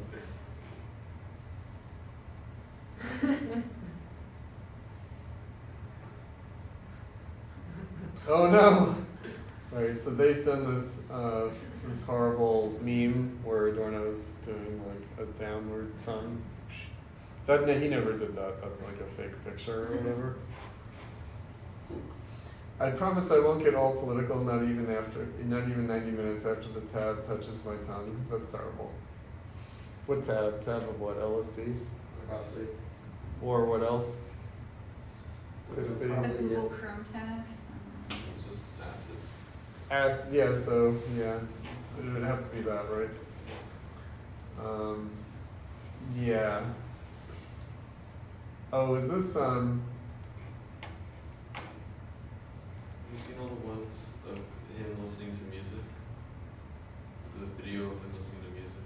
Adorno? Yeah. Of which music, though? The people just put whatever. Oh, you mean they just make it, it's like fake? Yeah, no, it's a real interview where he was listening to an actual song, but he just looks so dejected the entire time he's listening to it. So what was he listening to? I'm not sure. I've only seen the. Was it the Beatles? Maybe. Might have been the Beatles, yeah, might have been the Beatles. I think that it was something. Yeah, so then the crazy right wing has said that Adorno wrote the Beatles. Really? Yeah, which is just silly, but somehow. Wait, he was a fan? That he actually wrote it all. That Adorno wrote all the Beatles music as part of like cultural Marxism, like subversion. No, it's wonderful. It's like 9/11 truth type stuff. Yeah. Or like the moon landing was fake, like all this stuff. Earth is flat, etc. But yeah, Earth is flat is kind of amazing. It's like, wow, you don't really get out much. My You mom's know? a flat earther, Really? and she really doesn't. She like works so fucking hard at the post office. But she never took a jet to the other continents? No. Really? No, she just was like Poland. I never even asked. No, yeah, she works really hard and just stays at home. Kind of sad, and stays on YouTube. So that's on that. Yeah, YouTube is the problem. Yeah. Right. So even the implacable rigor with which criticism, this however affects the substance of criticism. Even the implacable rigor with which criticism speaks the truth of an untrue consciousness remains imprisoned within the orbit of that which against its struggles, fixated on its surface manifestations. So you'll recall Krakauer. Krakauer said, we should pay attention to the surface level expressions of things because that's the way we access the substance of the age. To flaunt one's superiority is at the same time to feel in on the job. Were one to study the profession of critic in bourgeois society as it progressed towards the rank of cultural critic, one would doubtless stumble on an element of usurpation in its origins, an element of which a writer like Balzac was still aware. Professional critics were first of all reporters. They oriented people in the market of intellectual products. In so doing, they occasionally gained insights into the matter at hand, yet remained continually traffic agents, in agreement with the sphere with the sphere as such, if not with its individual products. Of this, they bear the mark even after they've discarded the role of agent. Right, so maybe criticism is reduced to just advertisement. That they should have been entrusted with the roles of expert and then of judge was economically inevitable, although accidental with respect to their objective qualifications. Their agility, which gained them privileged positions in the general competition, privileged since the fate of those judged depended largely on their vote, invests their judgments with a semblance of competence. While they adroitly slipped into gaps and won influence with the expansion of the press, they attain that very authority their profession already presupposed. Their arrogance derives from the fact that in the forms of competitive society, in which all being is there merely for something else, so that's the heteronymous again, the critic himself is also measured only in terms of his marketable success, that is, in terms of his being for something else. Knowledge and understanding were not primary, but at most byproducts, and the more they are lacking, the more they are replaced by one-upsmanship and conformity. When the critics, in their playground, art, no longer understand what they judge and enthusiastically permit themselves to be degraded to propagandists or censors, it is the old dishonesty of trade fulfilling itself in their fate. The prerogatives of information and position permit them to express their opinions as if they were objectivity. But it is solely the objectivity of the ruling mind, or the ruling spirit. They help to weave the veil. Okay, so let's unpack this a little bit. So when Hegel said what he said about the need for art to have criticism, to attain its own meaning, that was somewhat different from the kind of authoritarianism of people needing critics to tell them how to feel or how to judge things. All right, so when considering going to a movie, one might read a film review. And so one is sort of farming out judgment to someone else. Right, and maybe you'll read the same film reviewer because you have a sense of their judgment and you at least respect it even if you don't always agree with it as a kind of a guide. And really as a kind of replacement for your own judgment. Right? So what he's saying is that, well, of course the critic is in the same position. So even though the general public, grants this authority to the critic is actually in the same position as that general public. So if we keep in mind what he said about the authoritarian leader, right, that they aren't really leading, that they're just this sort of holographic projection of the followers, right, the critic's in the same position of basically giving the audience what they want to hear. So actually, even though the audience is ceding their own judgment to the critic is just giving back to the audience what the audience wants to hear. So the critic is just exemplifying the public's opinion anyway. Right. So again, conformity. Conformity to the audience because, of course, you want people to read your stuff and therefore you can't really challenge your readers too much. I told you guys that I was writing an article on the tariffs. Did I tell you that? This is my new compact article is on the tariffs, and I've been struggling the whole month to write it. Literally, it's taken me a month to write it. And the reason is because I want to say something that no one else is saying, but also base it on what is readily available knowledge. And also, by saying something that no one else is saying, am I just trying to be to distinguish myself? And then it can't be simply what other people aren't saying, but it's got to be something challenging to them. And then if I'm challenging them too much, maybe they won't want to publish it. So it's like telling people what they don't want to hear, and maybe because they already know, and so they don't want to be confronted with it, or maybe because they don't know. It's a very paradoxical thing. Very paradoxical thing, and it felt very redundant, right? Meaning, I just was thinking, well, I'm just gonna write what, journalistically, what I've been reading and what I've been seeing in the media, and so doesn't everyone already know this? And yet, of course, people do need to be told what they already know, actually, in an authoritative way. But then I know that people are gonna freak out and be like, Chris Cutrone, oh, he's just doing propaganda for Trump, blah, right? Just by pointing out factual things, like reading back the reality. So it's just a funny thing that I had this experience with this journal of stating what I thought was the obvious, but also what the editors were not confident to think for themselves. So it's almost like they waited for me to write the article for them to have an opinion on it. So this is the position of the critic. Right? That there's this kind of authoritarian dynamic, a deep ambivalence between the public and the critic. Right? Where the critic has to assume this position of superiority, but really is subordinating themselves to the public. It's strange. And it does then raise the question of what the criticism is for. So if the criticism is not just redundant, what is it adding? What is it contributing? Right, and that's the issue of the immanent versus the transcendent. Because the transcendent would appear to be the position where you're adding something that isn't already there, and the immanent would appear to be the position of redundancy. So Adorno's point is that the necessity, and again the impossibility, of criticism, or of critique, is that it has to do both of these things, even though they contradict each other.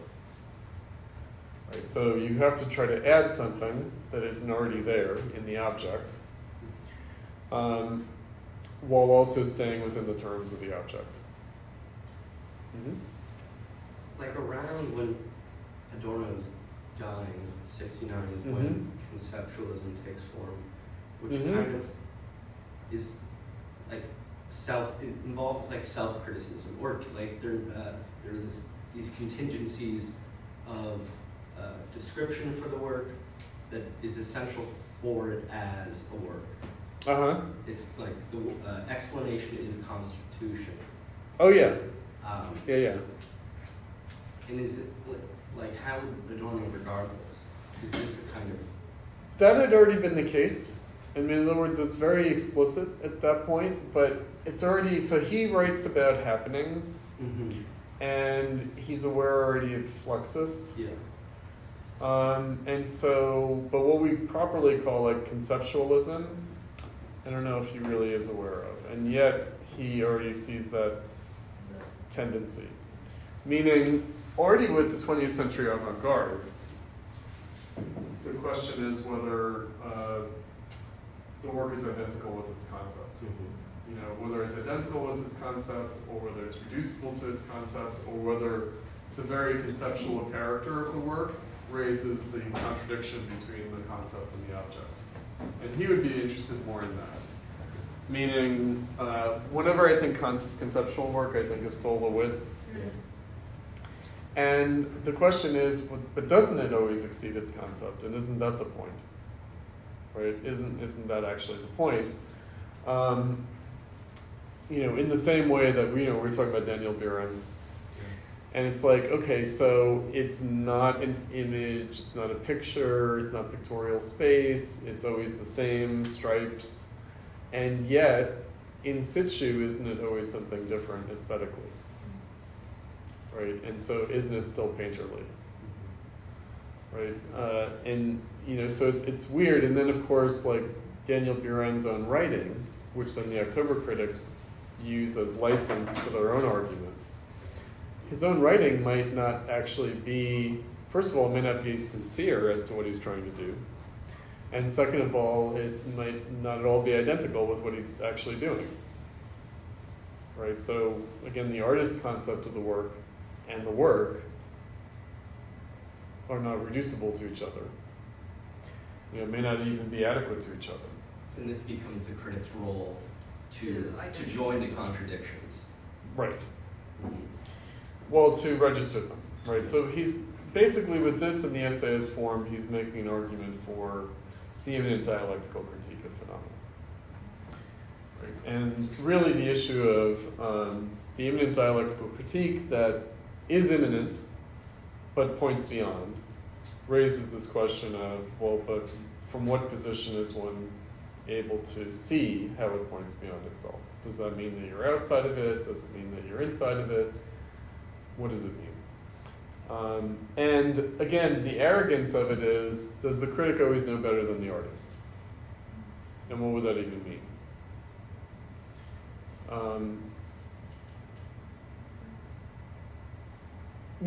Is Jackson Pollock's work greater than what Greenberg said about it?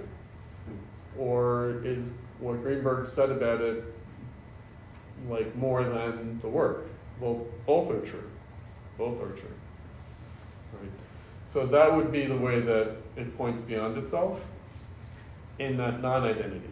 So that's really the term that we're coming up against. The non-identity of concept and object, the non-identity of the work and its intention, its kind of deliberate intention, the non-identity of the criticism and the phenomenon. Right, so that is what when we read criticism and we experience the object, we should feel a disjunction. And yet that disjunction does something. Right? That would be the idea.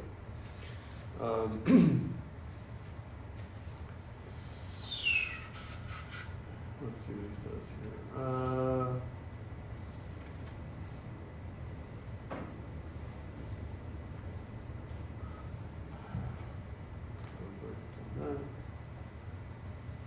Oh yeah, and then this idea, right? The notion of the free expression of opinion, indeed that of intellectual freedom itself in bourgeois society, upon which cultural criticism is founded, has its own dialectic. While the mind has extricated itself from a theological feudal tutelage, it has fallen increasingly under the anonymous sway of the status quo. This regimentation, the result of the progressive societalization of all human relations, did not simply confront the mind from without. It immigrated into its immanent consistency. It imposes itself as relentlessly on the autonomous mind as heteronymous orders were formerly imposed on the mind that was bound. Not only does the mind mold itself for the sake of its marketability and thus reproduce the socially prevailing categories, rather it grows to resemble ever more closely the status quo, even where it subjectively refrains from making a commodity of itself. Okay, so really the idea is that if the critic can self-consciously inhabit the self-contradiction, can at least register awareness of that self-contradiction in the criticism, then at least the contradiction won't be suppressed, right? Won't be kind of hidden, won't be obscured. Right? So that's, in other words, the self-contradiction of the object needs to also find its way into the self-contradiction of the criticism. Now, of course, the transcendental aspect does come from the theological feudal tutelage. Right? So the model here is like the in but not of the world, the sort of Jesus Christian idea, the in but not of the world, like in the world but not of the world. Is the critic in that position of being in the world but not of the world? And isn't that just a holdover from like the Christian subject of theology? Right? Is that the only basis for that transcendental aspect of the critique? Because again, all this language, the transcendental, the pointing beyond itself, all of that is borrowed from theology. It is. Right? And yet, it would seem to have a different substance, or a different self-consciousness of its substance, at least, in the bourgeois era.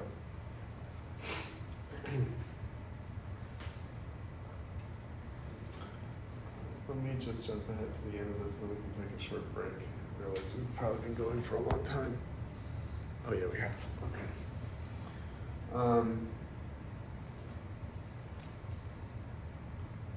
The traditional transcendent critique of ideology is obsolete. In principle, the method succumbs to the very reification of its critical theme. The very reification that is its critical theme. By transferring the notion of causality directly from the realm of physical nature to society, it falls back behind its own object. So the traditional transcendental critique, meaning the easiest way of describing that would be the Marxist critique that you're critiquing capitalism from the perspective of socialism, he's saying is obsolete. Nevertheless, the transcendent method can still appeal to the fact that it employs reified notions only insofar as society itself is reified. Through the crudity and severity of the notion of causality, it claims to hold up a mirror to society's own crudity and severity, to its debasement of the mind. But the sinister integrated society of today no longer tolerates even those relatively independent, distinct moments to which the theory of the causal dependence of superstructure on base once referred. I'm sorry, I kind of had jumped ahead of where he talks about the non-identity being that temporal non-identity, that historical non-identity that we first encountered with Reich's ideology as material power. So the lag, the fact that the ideological superstructure lags behind the base, might also mean that it points beyond the base. Right? So it's not a linear conception of time. The non-identity, the lag can actually be an advance on the present. The lagging behind the present can be an advance on the present. When you talk about identity, is it the same idea of like the personality message? It could. Because when we were talking about it psychologically, we were talking about it as the unconscious versus the conscious.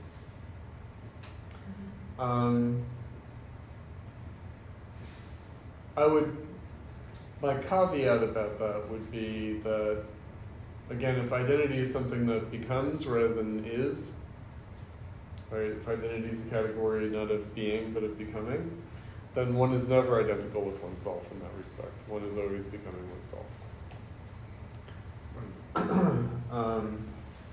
So here, of course, society is always becoming itself, and yet the way it's becoming itself is by simply remaining what it is.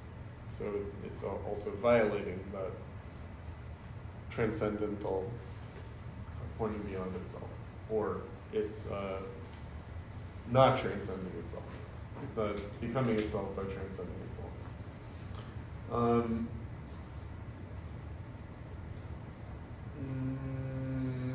Yeah, he goes there. He says, in the open-air prison that the world is becoming, it is no longer so important to know what depends on what. Such is the extent to which everything is one. So this is where he's getting at the base determining the superstructure. Right, so the cause and effect idea. All phenomena rigidify, become insignias of the absolute rule of that which is. There are no more ideologies in the authentic sense of false consciousness, because false consciousness would be the true consciousness that is self-contradictory consciousness. Only advertisements for the world through its duplication and the provocative lie that does not seek belief but commands silence. Hence, the question of the causal dependence of culture, a question that seems to embody the voice of that on which culture is thought only to depend, takes on a backwoods ring. I think he means like a kind of provincial or ring, kind of boondocks ring. Of course, even the immanent method is eventually overtaken by this. It is dragged into the abyss by its object. The materialistic transparency of culture has not made it more honest, only more vulgar. By relinquishing its own particularity, culture has relinquished the salt of truth, which once consisted in its opposition to other particularities. To call it to account before a responsibility it denies is only to confirm cultural pomposity. Neutralized and ready-made, traditional culture has become worthless today. Through an irrevocable process, its heritage, hypocritically reclaimed by the Russians, the Soviets, has become expendable to the highest degree, superfluous trash. And the hucksters of mass culture can point to it with a grin, for they treat it as such. The more total society becomes, the greater the reification of the mind and the more paradoxical its effort to escape reification on its own. Even the most extreme consciousness of doom threatens to degenerate into idle chatter. Cultural criticism finds itself faced with the final stage of the dialectic of culture and barbarism. To write poetry after Auschwitz is barbaric, and this corrodes even the knowledge of why it has become impossible to write poetry today. Absolute reification, which presupposed intellectual progress as one of its elements, is now preparing to absorb the mind entirely. Critical intelligence cannot be equal to this challenge as long as it confines itself to self-satisfied contemplation. Okay, so he ends on the note of the necessity and impossibility of cultural criticism itself, or of critique itself. Right, so that's why I talked about this, the whole movement. Right, so modernism is a kind of a critical consciousness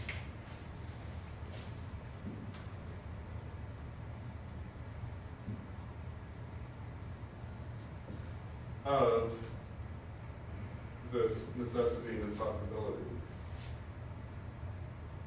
Then, in the 20th century, you get the critical self-consciousness of the necessity and impossibility of critical self-consciousness.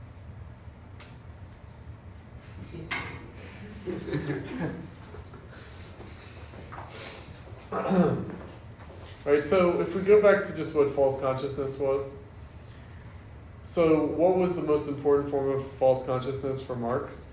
Socialism, the socialist ideology of the time. So he saw socialist ideology as being bourgeois false consciousness.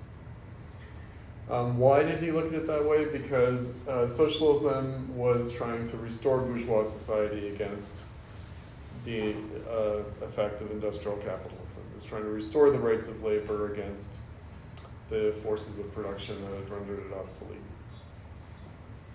But in so doing, Marx thought that he could become self-conscious of the true content of this and see that it didn't try to turn the clock back. It wasn't conservative reactionary, but actually pointed beyond itself. All right, so that's the model here. The model is that the attempt to go beyond capitalism was actually only possible as false consciousness, and therefore impossible as true consciousness, meaning a kind of direct apprehension of a possibility, but only could be recognized obscurely. And then in the 20th century, we lose the ability to even see that. Now, why writing poetry after Auschwitz is barbaric? Well, just keeping in mind what the National Socialists are, the Nazis. So we talked about this when we looked at the elements of anti-Semitism. I mentioned that Bebel, the chairman of the SPD, had famously said that anti-Semitism was the socialism of fools. Right, so anti-Semitism is the socialism of fools. It's the socialism of fools. It is the socialism of fools, but it's the socialism of fools. So, of course, Auschwitz, what's the, I think it's Auschwitz that has work will make you free. Yeah. Right? Auschwitz has the work will make you free. So it's the total mockery of socialism, and yet it was also the fulfillment of socialism. Right? Meaning the Nazis were anti-capitalist, and they targeted, as Horkheimer and Adorno described, the most bourgeois subject of bourgeois society that was the most bourgeois subject by virtue of not being really part of bourgeois society, and that's the Jews. So the Jews are the ones who don't fit into bourgeois society and yet are seemingly the model of bourgeois society, and then they're scapegoated by bourgeois society and blamed for capitalism.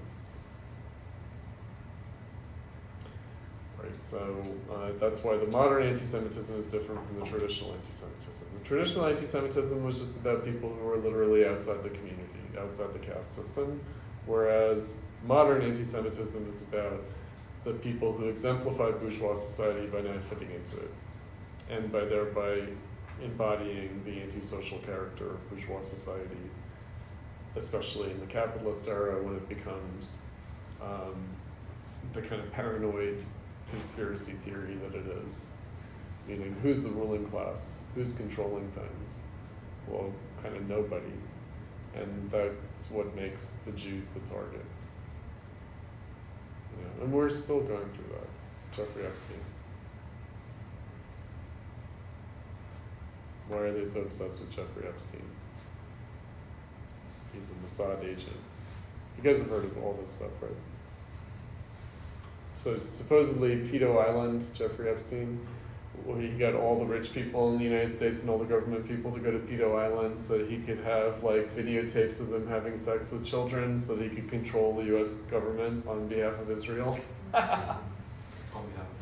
On behalf of Israel, right, because he's a Mossad agent, and that's why he had to be killed when he was being prosecuted, and that's why they won't release the logs of the jet. I forget what they even call it. The flight log, but yeah. of what? Of like Epstein Island, or I don't know, Yeah. Pedophile Express, or I forget what they call it. It's some insanity, right? But like, so yeah, Jeffrey Epstein. So we're still dealing with this, right? Do you think, like, similar, like, it kind of feels like, like, the form is, like, of that is repeated, I can easily plug in, like, true crime kind of really coming to a head with,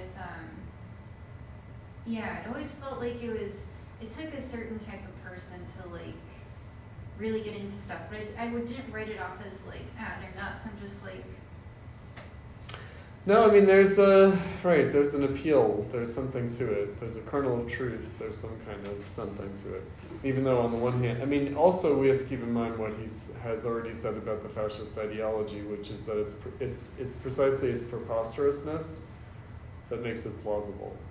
Yeah, and there's like I can link it to like a mass ornament kind of thing to it too, especially with like social media. And also Netflix turning it into a commodity, like document. Yeah, it just like gets fed over and over again. Oh, the accuser died recently. Who did? One of the accusers of Yeah. Epstein, that's right, she killed herself. and she accused Prince Andrew too. There's a photo of him holding her. Yeah. Accused who? Prince Andrew. Oh, Prince Andrew, that's right. She's like, yeah, because she basically thinks that I guess the accusation was that that Jeffrey Epstein had pimped her out to Prince Andrew. Yes. Right, that's how it went, right? Yes. Now, this is why I prefer the older conspiracy theories, like Hillary Clinton, who killed Vince Foster. Oh, the Kildis? Oh, yeah. Yeah, who killed Vince Foster. And then when the email leaks happened, then her aide, killed himself. The kid killed himself, and definitely Hillary killed him, for sure. A Lindenberg baby, Definitely. that was it. I said Luxembourg. Lindenberg baby. That's Uh-huh. like... But that girl. Charles tweeted- Lindbergh, yeah. She tweeted in 2019 that she's not suicidal, and that if anything happens to her, tell her, don't. So she said that in 2019. Yeah, that's a while ago. That's She got hit by pre-COVID. a car, by a bus, and Uh-huh. then killed herself 2 weeks after. Man, that sucks. That is So- such a bummer. Yeah. All right, let's take a short break. Hit by bus. Oh, you mean you go through all the misery of life and then you get hit by a bus? But you know, it's not the worst 15 minutes. Talk about the essayist form. All right, so let's start with the epigraph, which is good. Destined to see the illuminated, not the light. Okay, so again, the imminent dialectical critique of phenomena. If we keep that in mind. Let me bring up that since I already mentioned it earlier. Let's look at that.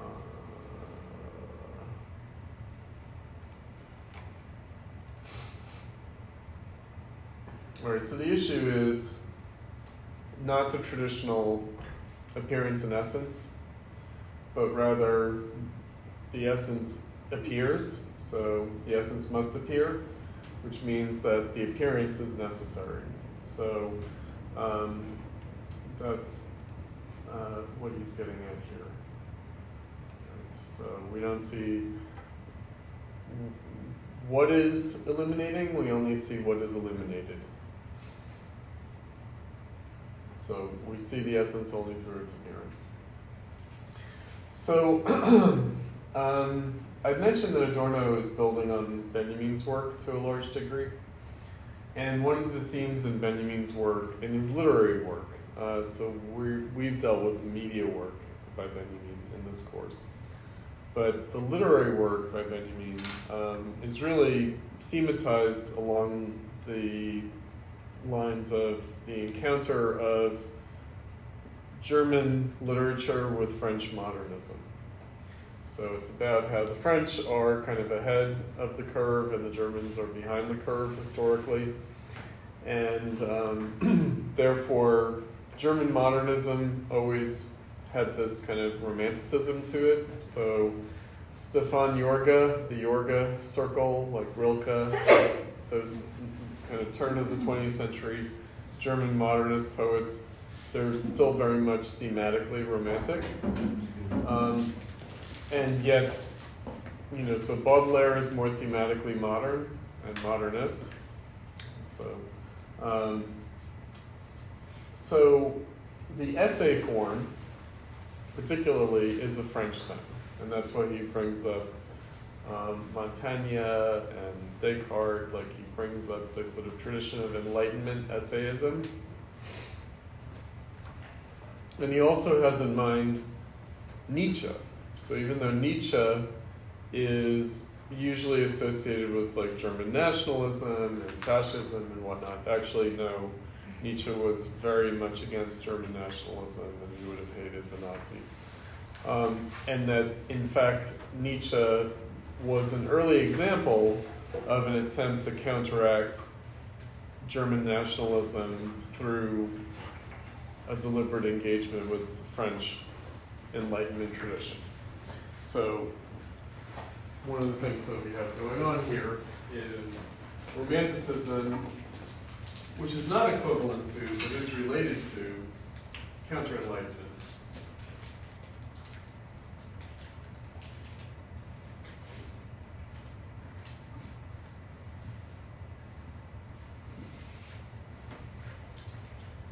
So the counter-Enlightenment is very, it's not explicitly German solely, but it does have a German character to it, and is bound up with, but not identical to, not equivalent to, Romanticism. So Nietzsche wrote aphoristically, and actually so did Benjamin and Adorno, and Horkheimer. So the Frankfurt School takes up the aphoristic style, and they have a precedent for that with Nietzsche, and Nietzsche himself is taking up the aphoristic style from the French. So the essayist form, as opposed to what other forms? So as opposed to the philosophical treatise, and also as opposed to the scientific writing.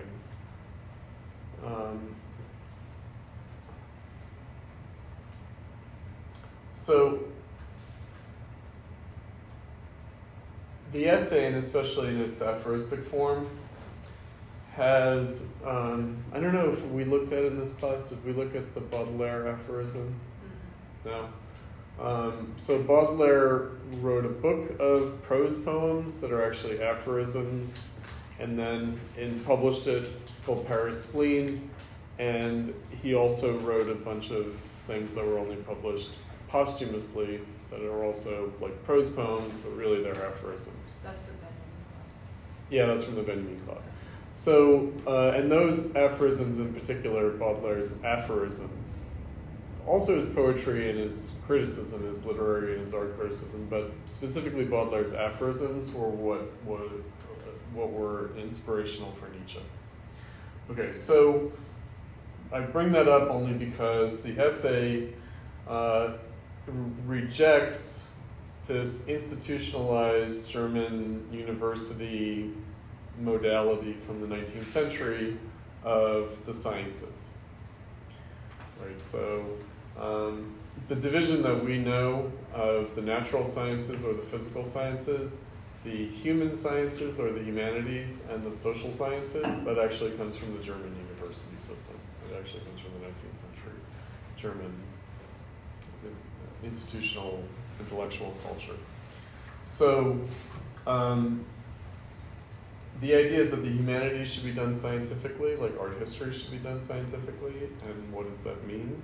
Right? It means that you do empirical research, archival research. You know, it's a notion of science that then, specifically in the 20th century, became etiolated in a particular way, kind of reified in a particular way. I think that we had in the Messages in the Bottle, one of the aphorisms there had addressed this problem of intellectual culture in academia, right? The division of the sciences. So the hybrid that he's talking about, he says that in Germany the essay is decried as a hybrid that is lacking a convincing tradition, that its strenuous requirements have only rarely been met. All this has been often remarked upon and censured. The essay form has not yet today traveled the road to independence, which his sister poetry covered long ago, the road of development from a primitive, undifferentiated unity with science, ethics, and art. So it's neither art nor science. So the essay is hybrid in the sense that it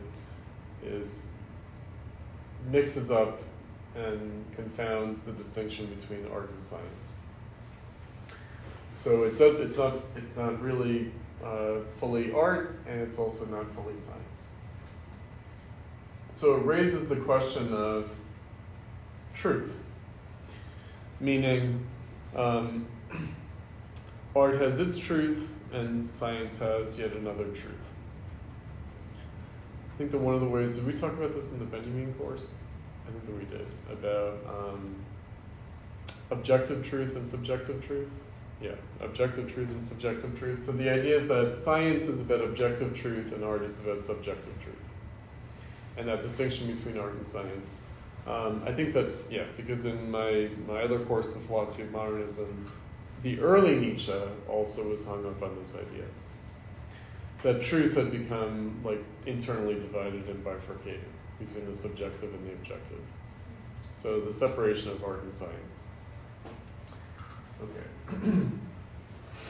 And again, this would be a very romantic theme. The romantic theme is that the separation of subjective and objective between art and science would be decried. And of course, when would they have been unified? They would have been unified in religion. So in religion and theology, you'd have a unity of what becomes divided between art and science later.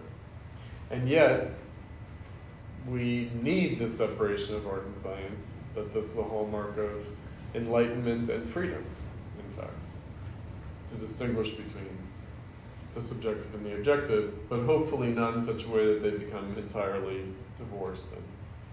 Right. So this is what he's taking up. So he's saying that the essay is vital precisely in the fact that it points to a contradiction. Now, that's one theme that he has. The other theme is the theme of the fragment. And there are two ways of thinking about the fragment. I don't think that this is something that we've really thematized in this course either. That would also be more in the Benjamin course that Sharon, you've taken. Which is, one notion of the fragment is that you have something whole and then it's broken. That would be one idea of the fragment. The other idea of the fragment would be something that is cut short before it fully develops. Right, so one would be a kind of more of a spatial notion of fragmentation, and the other would be a kind of more of a temporal notion of fragmentation. So the idea of development or a process cut short before being fulfilled, there's that notion of the fragment. Now, so there's a contradiction there that's articulated. Meaning, if something is cut short before fulfilling its potential, that has a very different character than something that was whole, that had fulfilled its potential, but then is broken. And yet, we have to experience one as the other, right? We have to experience the development that's cut short as if it were a piece of a whole that has been broken. Okay, so why is that important? Because the essay, especially the aphoristic essay, which is kind of the model, inevitably has this character of a fragment. But in the sense that it's not fully elaborated, it's not fully developed, it's cut short. It doesn't attain a completeness, and therefore suggests something unfulfilled. Okay, so how is that a kind of a self-contradictory thing? Because especially the essay as a phenomenon of cultural criticism or culture critique that we were just talking about before, insofar as it stays close to its object, that it is imminent to its object, then where it begins and where it leaves off might seem arbitrary, but is actually in some way defined by the object. Meaning, it imitates the character of the object. Right, so the essay would appear to be fragmentary insofar as it would be completed by the thing that it's talking about. Which again, when we're talking about cultural criticism in society, there's the question of, well, is the culture critical essay redundant to the object? Is it ancillary? Is it kind of superfluous? Or does the object actually depend on its criticism? In which case, the fragmentary character of the essay would also be an expression of the fragmentary character of the object. Meaning, the non-identity of the essay with its object would also be an expression of the object's non-identity with itself. And in that sense, would express how the object points beyond itself. Meaning it's not something that was whole, that has become broken, but rather it's something that has yet to be fulfilled, and in its yet to be fulfilled character points beyond itself. And that's what the essay is trying to express or give voice to.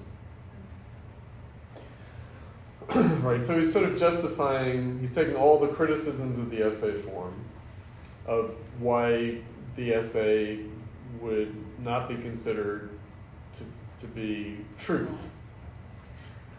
And he's sort of turning it around and saying, but it's precisely all the ways that it seems to fall short of truth that actually is its capacity to express the truth. All right, so the point of an essay and the point of cultural criticism, getting back to the transcendental character of it, is not to express the object as it is, but to express the object as it should be or as it points beyond itself. And that's because the object itself is not complete, but only a fragment in this sense. And that, again, we necessarily have to experience how it points beyond itself as being a kind of phenomenon of brokenness. Right, so, in capitalist modernity, what is it? Is it a brokenness from what came before, or is it pointing beyond itself? Right, so that's the kind of paradox, is that capitalism points beyond itself, but it can only point beyond itself as an image of something that was lost, and therefore as a phenomenon of being broken. Right, so that's the double movement of history that we have, is that socialism is inevitably a romantic ideology. It points to a restoration of something that was broken or lost. And yet, actually, the truth of it is that it's pointing beyond capitalism to something that we haven't had before. So it seems like the restoration of what we had but lost, but is actually pointing to something that we haven't had yet.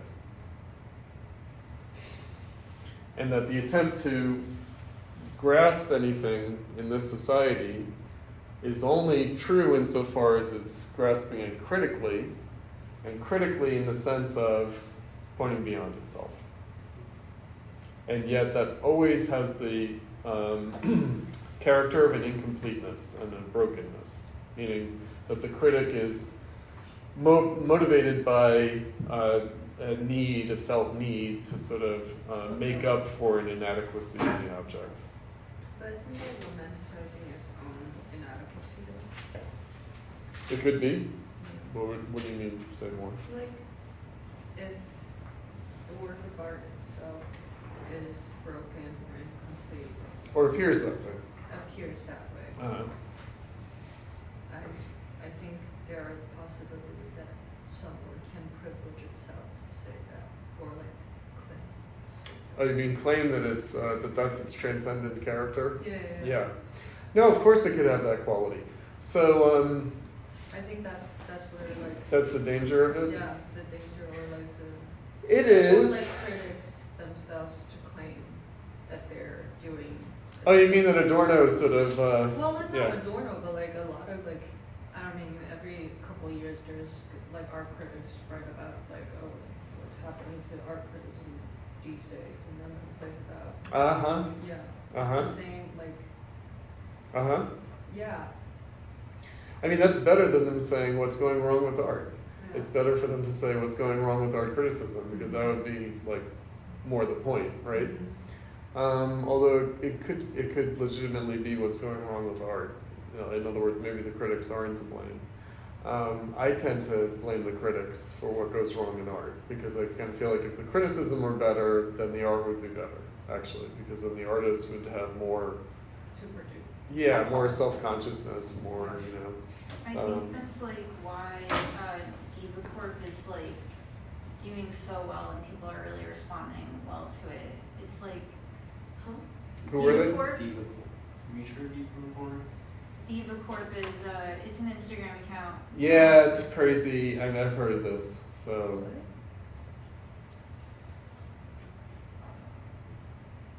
This is out of control.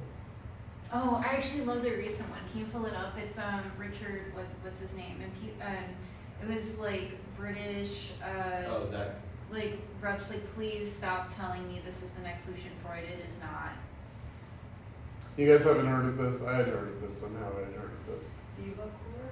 They're Yeah. right about that guy, George Roy, if that's what they're saying. Yes. Yeah. It's Richard. Yes. It's Dear George. Oh, it's George Boy? Is that what we're talking about? Yeah. Yeah. Dear British people and how's their bots in our DMs? We went to Rachel 3 times with prominency. This is not the next Freud. I'm like, Wait, Hauser like Arnold Hauser?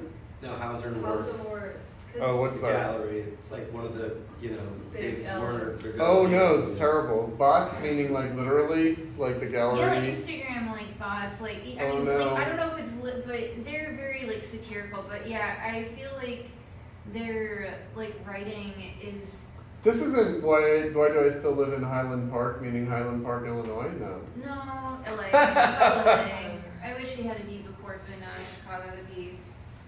No, you don't. We need to do better than this. We really need to do better than this. Yeah, like, I mean, this is just. You just think it's crapola? It seems a little bit crapola. Well, it's like the blubber. But I also was thinking about the broken thing, like representing, like it's like fragmented and it's like short too, and This is like reading Itsy Wood's Tumblr post and you're like. Who's that? yeah, but don't you think that's like a reflection? It's mirroring back to us like exactly what we are. It is what it is. Yeah. Is she like a kind of a man? So I can find it amusing and hilarious and cathartic. Well, her thing is kind of awesome. Really? Yeah, but then it's like it, and I think that's what everybody is like. Man, fuck, this is like also sad that like this is the best I can do. Like this feels honest. Let's look at the end of this and then we'll end class today.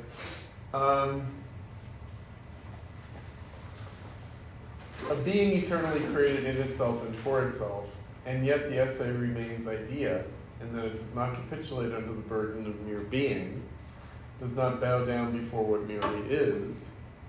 It does not measure what is by some eternal standard, rather by an enthusiastic fragment from Nietzsche's later life.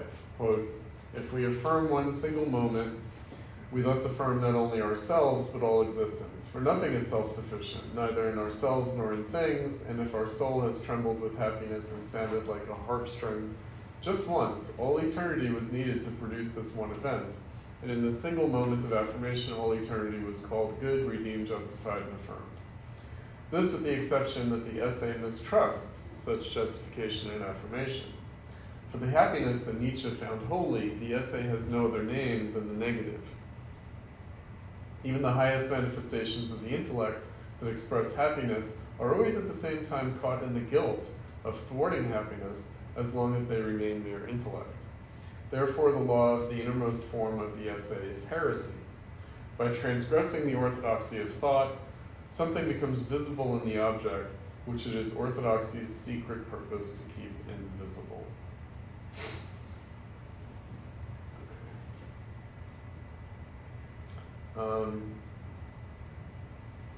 Now, I think he has the windowless monad idea. This is another Benjamin concept. And that's the idea of the prismatic. So what the essay is trying to do is express the windowless monad or the prism, like the light prism that refracts what is outside it.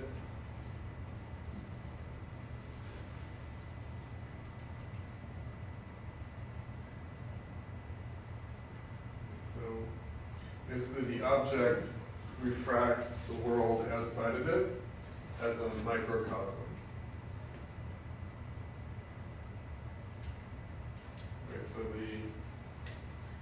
the essay, the cultural critical essay, treats the object as if the object were the microcosm that refracts all of reality in itself.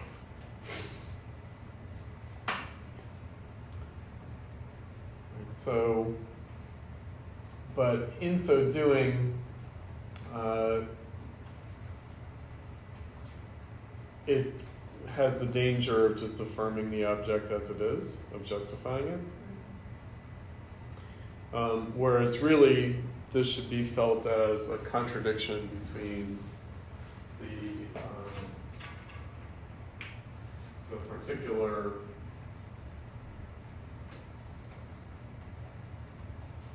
and the universal. What's the difference between the particular and universal versus the whole? The whole and the part? Yeah. Right, so it would be the whole and the part, right. Maybe that's actually better. That would be better.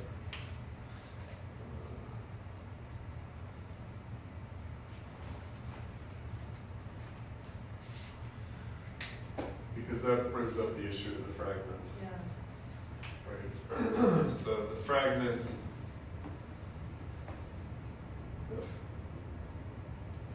Basically illegible. The fragment as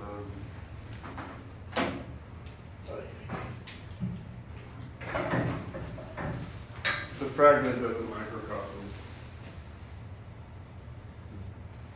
So,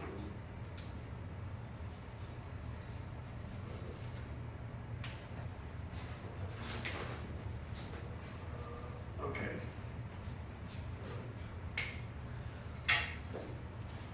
So again, the essay imitates its object in its fragmentary character, and in trying to substitute itself for the whole that is failing to be a whole. Right? And so that's what gives it the danger of its affirmative character.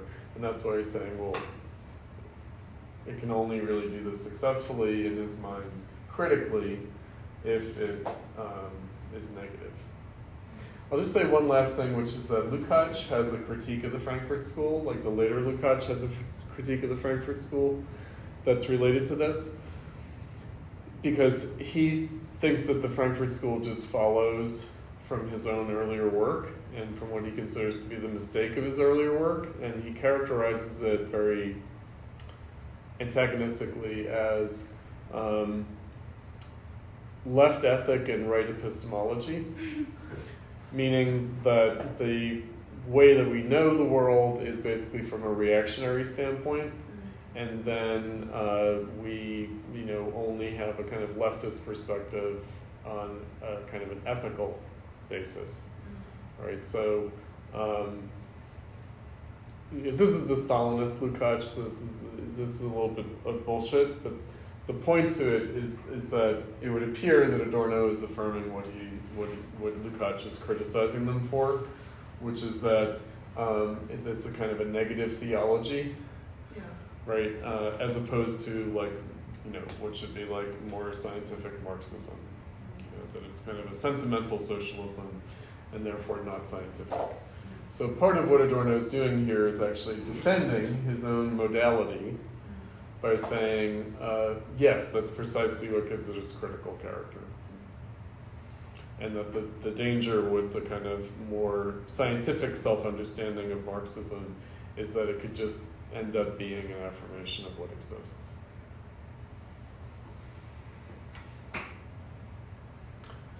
Again, the argument being that if modernism is associated with Marx and Marxism, then of course there's a romanticism to it, and of course there's an inevitable romanticism to the socialist movement, and that the best that one can do is be aware of it. There isn't actually an ability to transcend it, because that would assume that we're already in the position of the better society from which we can judge the present, and we're not. We're in the present society.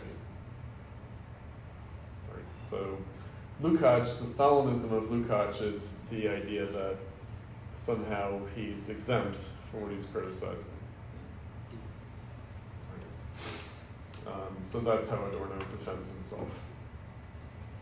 Is to say, well, no, we know that we're not exempt from what we're criticizing, but you, Lukács, you think that you've criticized yourself from a superior position, as if you've transcended the problem in the way that the Soviet Union pretended to have transcended the problem of capitalism, but of course have not. Now, it's more complicated than that because Lukács actually is a critic of Stalinism, but the question is on what basis and with what awareness. Right, so he would maybe have been less aware of the deeper problem. Or at least that's what Adorno would claim. All right. So thanks, guys.